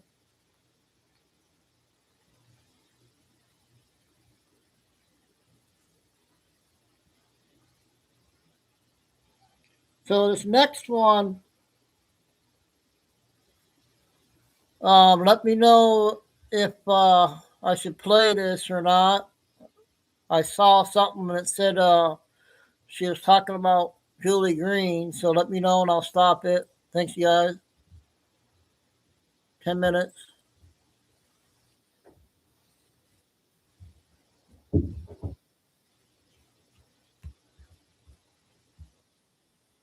January 23rd of 2026.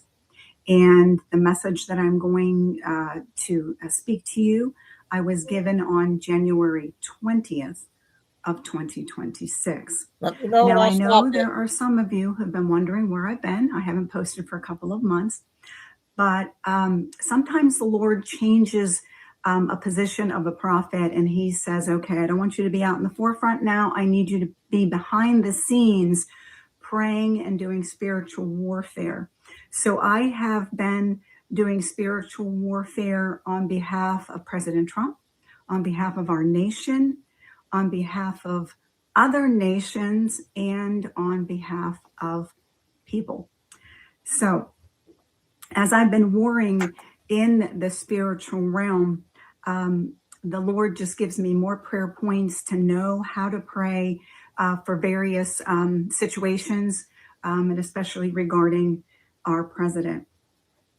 And so what I want to say is that there are reliable prophetic voices that the Lord is using during this season and this time. And one of them, you guys, is Julie Green. She's on the forefront right now delivering the messages of the Lord. Now, there are other ones, but I specifically mentioned her because of what I'm going to share with you today. So a few days ago, I was asking and praying the Lord to reveal to me who the person was that was in the White House that was a traitor. And as I was praying that, the very next day, a good friend sent me Julie Green's video that she posted on January 19th of 2026. No, I'll stop it. Now, my friend had no idea that I was praying and asking the Lord to reveal who this traitor was in the White House. And so I want to encourage you to watch Julie Green's video on Rumble that she posted on January 19th if you haven't already watched it. In this video, she reveals who the traitor is, and she also mentions other people who are traitors. So, having said that, after I watched her video, I went into prayer and I asked the Lord to confirm to me about her message, because according to the scriptures, we are to test the spirits and we are to ask the Lord to reveal to us. And as a prophet of the Lord, I go before the Lord and I seek for confirmation, because the spirit of prophecy that is in me will bear witness with the spirit of prophecy in the true prophets. Amen. So in 1 Corinthians 14:29, it says, let 2 or 3 prophets speak and let the others judge. So when I ask the Lord directly, I'm asking the Lord directly in a direct question to confirm what Jolie had posted in her video, the Lord did confirm to me that JD Vance was a traitor. So the message that I'm going to share with you is a result of what the Lord had given Jolie Green, and because I was seeking the Lord for truth as his prophet. Okay, so that's the basis of this message. So the message that I received from the Lord on January 20th. This is the day after Jolie Green had posted her message. This is what the Lord said, and he very clearly spoke this to me. He said, JD Vance is a snake and has deep state connections. The deep state made an offer to JD Vance that he could not refuse. Wow. They promised him the presidency. And all he had to do was to secretly betray the president.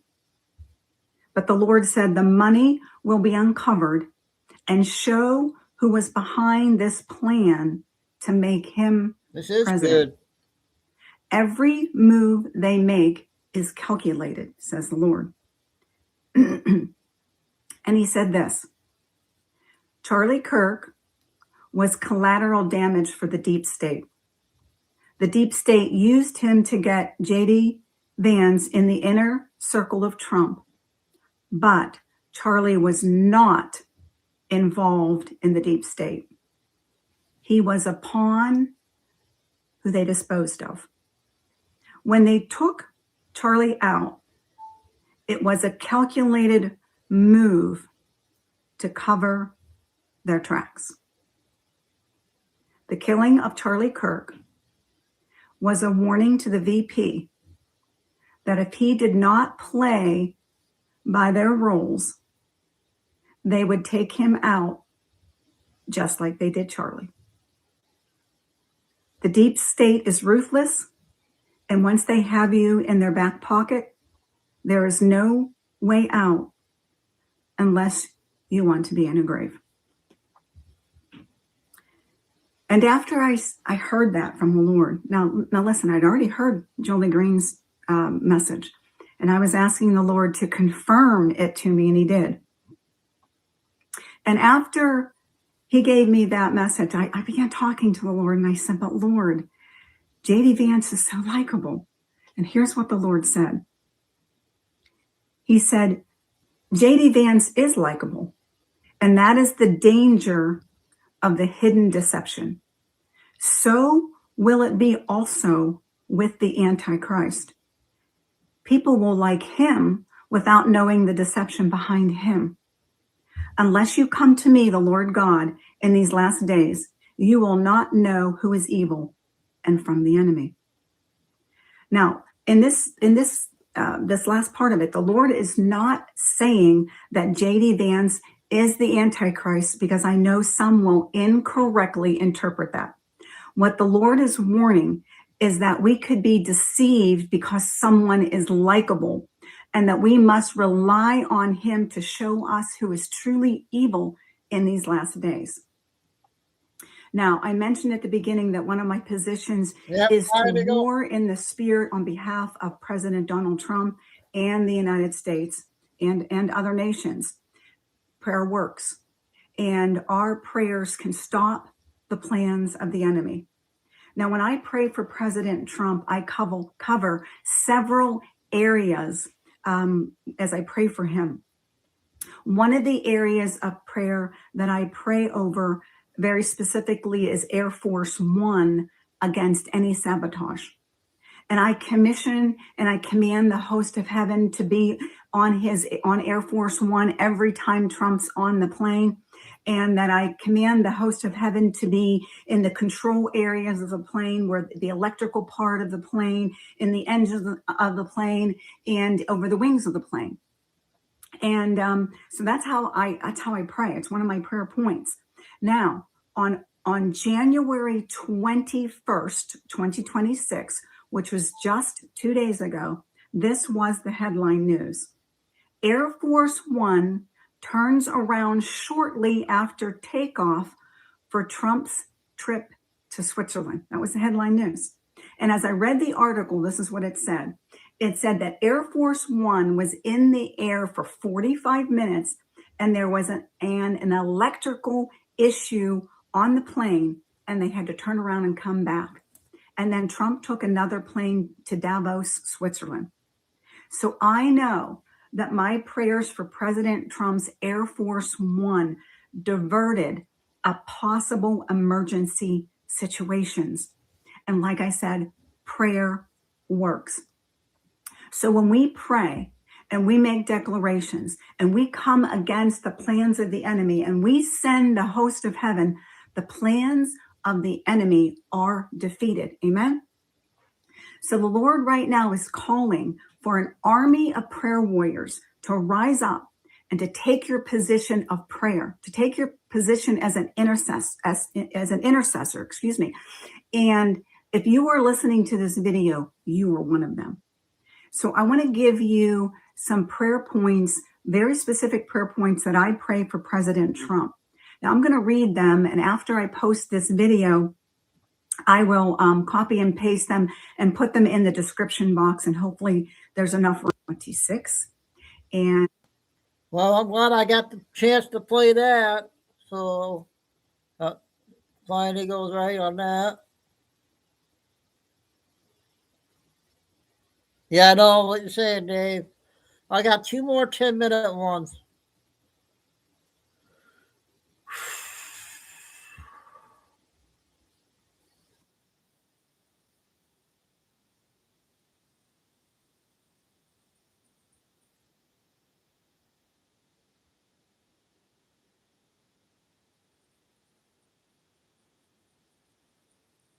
Left. And of course, here's the meme of the day brought by 5mind.com. Well, I got to tell you, this is probably the least surprising story of the year. I mean, this is exactly what we were expecting to come next. After all the fraud that was being uncovered in Minnesota, it was only a matter of time till massive bombshell stories started to drip from the state of California. And well, I guess here's the first drip, likely before the dam breaks. And holy moly, at that point, they were going to have a damn geyser on our hands. We got a massive fraud bombshell involving, no surprise, taxpayer dollars allocated towards curbing homelessness. A man has just been arrested for defrauding $23 million meant for the homeless. Yeah, let's just say Gavin Newsom getting roasted by Scott Bessent at Davos is the least of his worries this week. The floodgates are about to open. Let me show you guys what's going on. We got some stuff to get into, so let's roll the tape. All right, folks, so take a look at this. This man was contracted with the city and county of Los Angeles to house and feed up to 600 homeless people, but instead he was misusing tens of millions of dollars to live a luxurious life. Exclusive Fox video shows the Fed's early morning bust here at the LA mansion. 42-year-old Alexander Suker was arrested. Suker's $125,000 Land Rover was also seized by law enforcement. The Fed say Suker defrauded the city and county of LA out of $23 million in taxpayer dollars for not only his mansion and car, but a second home in Greece, luxury vacations, designer clothes, and private schools. And again, like I said in the intro, is it really surprising? Well, obviously not. This is probably the least surprising story we are going to get this year. And again, this is what the Democrats have been turning a blind eye to. This is what they've been using your dollars to fund for decades. And this is exactly what I said was going to start happening. We were going to start seeing indictments like this following the alleged missing $20 billion, or $20 billion that was unaccounted for. Under Gavin Newsom, they spent billions on railways that go nowhere, on homelessness that keeps getting worse, on all these different issues. Gavin Newsom was Oprah frickin' Winfrey with your taxpayer dollars, and the money wasn't being spent for virtuous purposes. No, it was being squandered. It was funding the lifestyle of these freaks, these corrupt government-connected criminals. Money that was supposed to be spent on the public good was instead funding lavish vacations to Greece, $7 million mansions with Land Rovers parked in front. And you know, it could be very easy to point the problem at this individual fraudster and say, well, he's the problem. problem. But no, the problem is Democrat leadership, enabling this kind of crap with zero oversight, pumping billions of dollars into these programs that achieve nothing but enrich these scammers or fund the lifestyle of all these career bureaucrats who have to justify their degrees somehow. They have to pay their student loans somehow. And this is what I keep saying when I say Gavin Newsom is screwed. His little presidential ambitions will fall flat. This guy is not going anywhere. In fact, I think it's probably more likely he's going to end up in a prison cell than ever become president. There's just too much. There's too many skeletons in this guy's closet. The fraud, the waste, the incompetence, especially on fire management. This guy, the most failed governor probably in American history, thinks he can run for president. Give me a break. All you need to do is point to California's track record under his leadership, and it's over. And don't take it from me. Take it from the TYT that seemingly feels the exact same. California Governor Gavin Newsom helped fund a bronze statue of himself that's sitting inside San Francisco City Hall. Why is he commemorating anything for being mayor of San Francisco? The city's never been the same. Like when he was mayor, he wasn't mayor. He was busy trying to be governor. Then the city went to hell. Then he becomes the governor of California, trying to be president, and the state goes to hell. Yeah, he's never doing his job. I agree with that message. I just hate that it's coming from Greg Gutfeld. But it is true. California Governor Gavin Newsom somehow finds ways to reveal his narcissism is even worse than we previously expected. And he is funding projects for his own vanity, even as he gets blowback over his glazing of right-wing figures on his new podcast. It's so clear that this guy is a freaking sociopath. Everything is about him, his slick hair, his next big career move. And of course, that's exactly what we saw with his pathetic stunts in Davos. The new Trump signature series knee pads. They I are available online. I told you the last one sold out. I remember that. Darn it. All right, I'll play 2 more videos, you guys, to make up for that.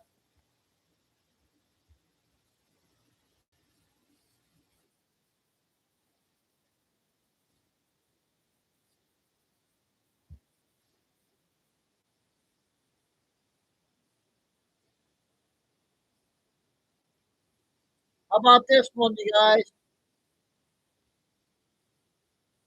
Members of Congress making excuses for the Clintons. The Clintons claimed that they were willing to do the testimony in New York behind closed doors. Certainly not something that most people are granted when they're given a subpoena. The Clintons argued that they should be able to put information forward to the American people in writing at the time of their choosing, not under oath, something that is also not granted. Democrats in the House continued to provide stall tactics on behalf of the Clintons to make excuses for what amounted to flagrant conduct. Representative Comer, the chairman of the committee, was not taking it. 9 Democrats voted to hold the Clintons in contempt. All Republicans voted to hold the Clintons in contempt of bipartisan subpoenas. And even Rashida Tlaib voted to hold them in contempt. But she also wanted to hold every single other person in contempt. One attempt, a late-breaking attempt by some of the Democrats, including Ranking Member Garcia, was an attempt to try to modify the subpoena to a civil subpoena. Now, I think it's important as we get into this episode of Off Air to discuss specifically what a congressional subpoena is and Congress's power. In the last episode, I discussed it a bit, but I think we need to go forward and talk about what exactly contempt proceedings mean for Bill and Hillary Clinton. Any average American in receipt of a subpoena from Congress, from a court, from a United States attorney must appear at a designated time and place. That is the compulsory power granted to institutions that are responsible for getting to the bottom of facts. Listen, our system of justice does not work without subpoena power. I've subpoenaed witnesses to appear in Philadelphia today for a trial that I'm involved in, well, near Philadelphia. And this is part of not only a defendant's right to be able to get at the truth, the information that's necessary, but it's also part of the government's right to do so as well. And if we want to say that there's no kings, we want to say that nobody's above the law, then that means subpoena power needs to apply to the most powerful, and it needs to apply to the least powerful equally. When Bill and Hillary Clinton say, despite their personal relationship with Jeffrey Epstein, that they want to do this discussion behind closed doors, that they don't want to answer questions under oath, that they don't want a transcriptionist present, What they're effectively saying is we want to escape the power of the fact-finding mission, and that's not what the American people want. Now, my beef in this case is literally with both sides. Here's the problem that we have. Most people are using these so-called victims as a method at getting at the information that they seek related to Jeffrey Epstein.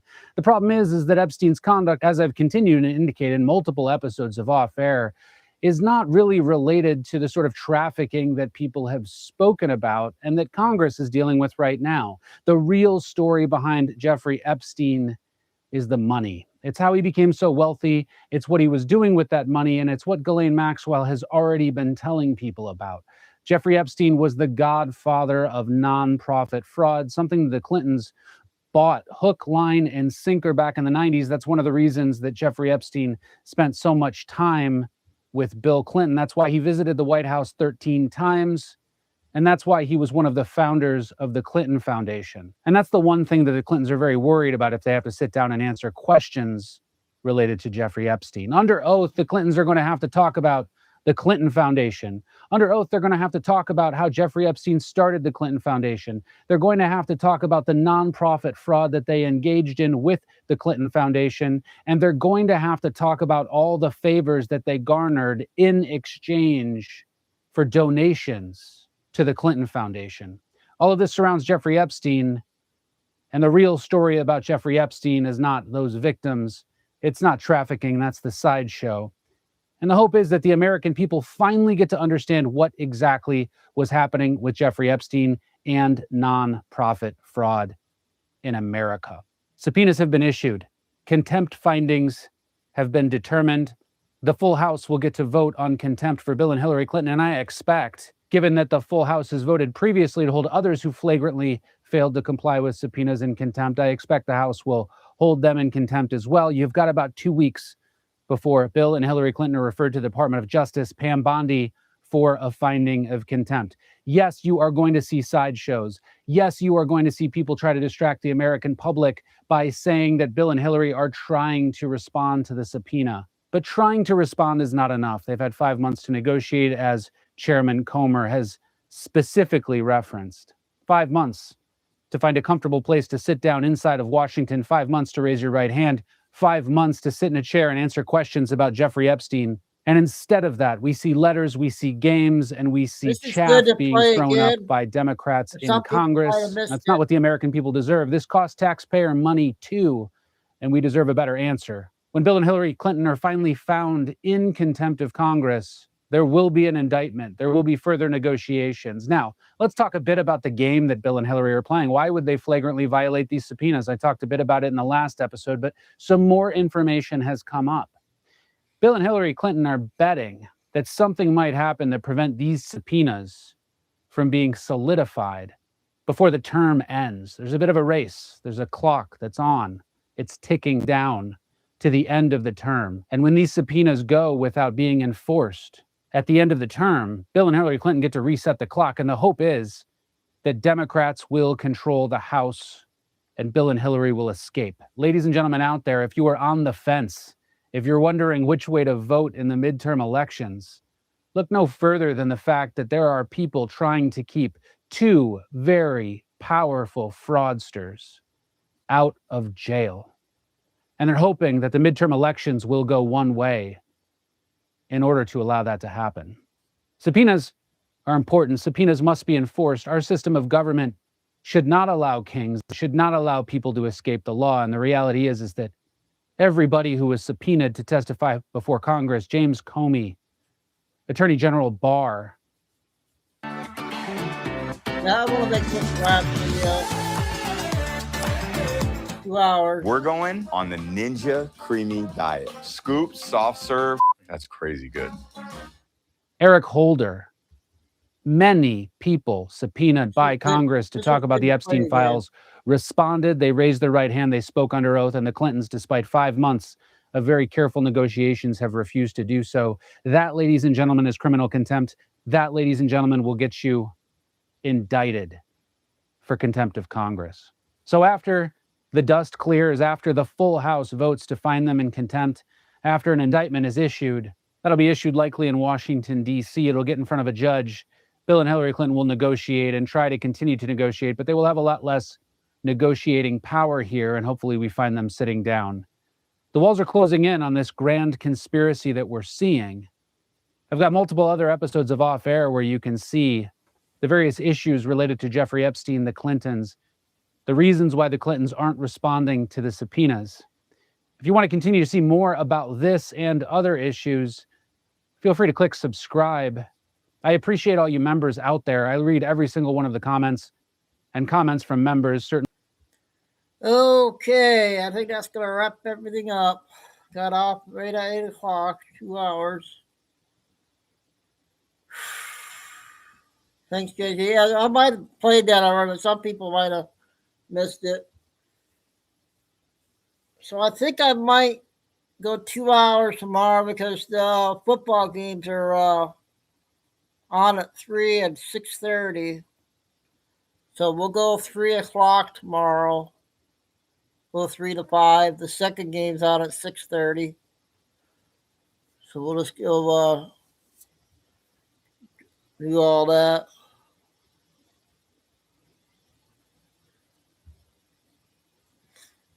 Yep. Thanks, you guys. Yep. Got a lot of stuff out today. I can't believe how much. There's more. There's more, but I can't go more than 2 hours. 4 hours of intel. Whew. Happy birthday, Carol. And so God bless everybody. Remember, please hit the like and just check the description box every night on the channels and the Cash App. If anybody would like to donate with the channel, we will appreciate it, but it's okay if you can't. And stay safe, stay strong, keep the faith. Thanks, you guys. Paul. Never give up. Yep, thanks, you guys. Yep, we'll be rest up for the football games tomorrow. See who they said they weren't going to have a Super Bowl. We're down to the last 2 games, the championship games. So I don't know. So about 3 o'clock tomorrow, we'll do an early one. How about signing off, Chico and Dude. See you all tomorrow.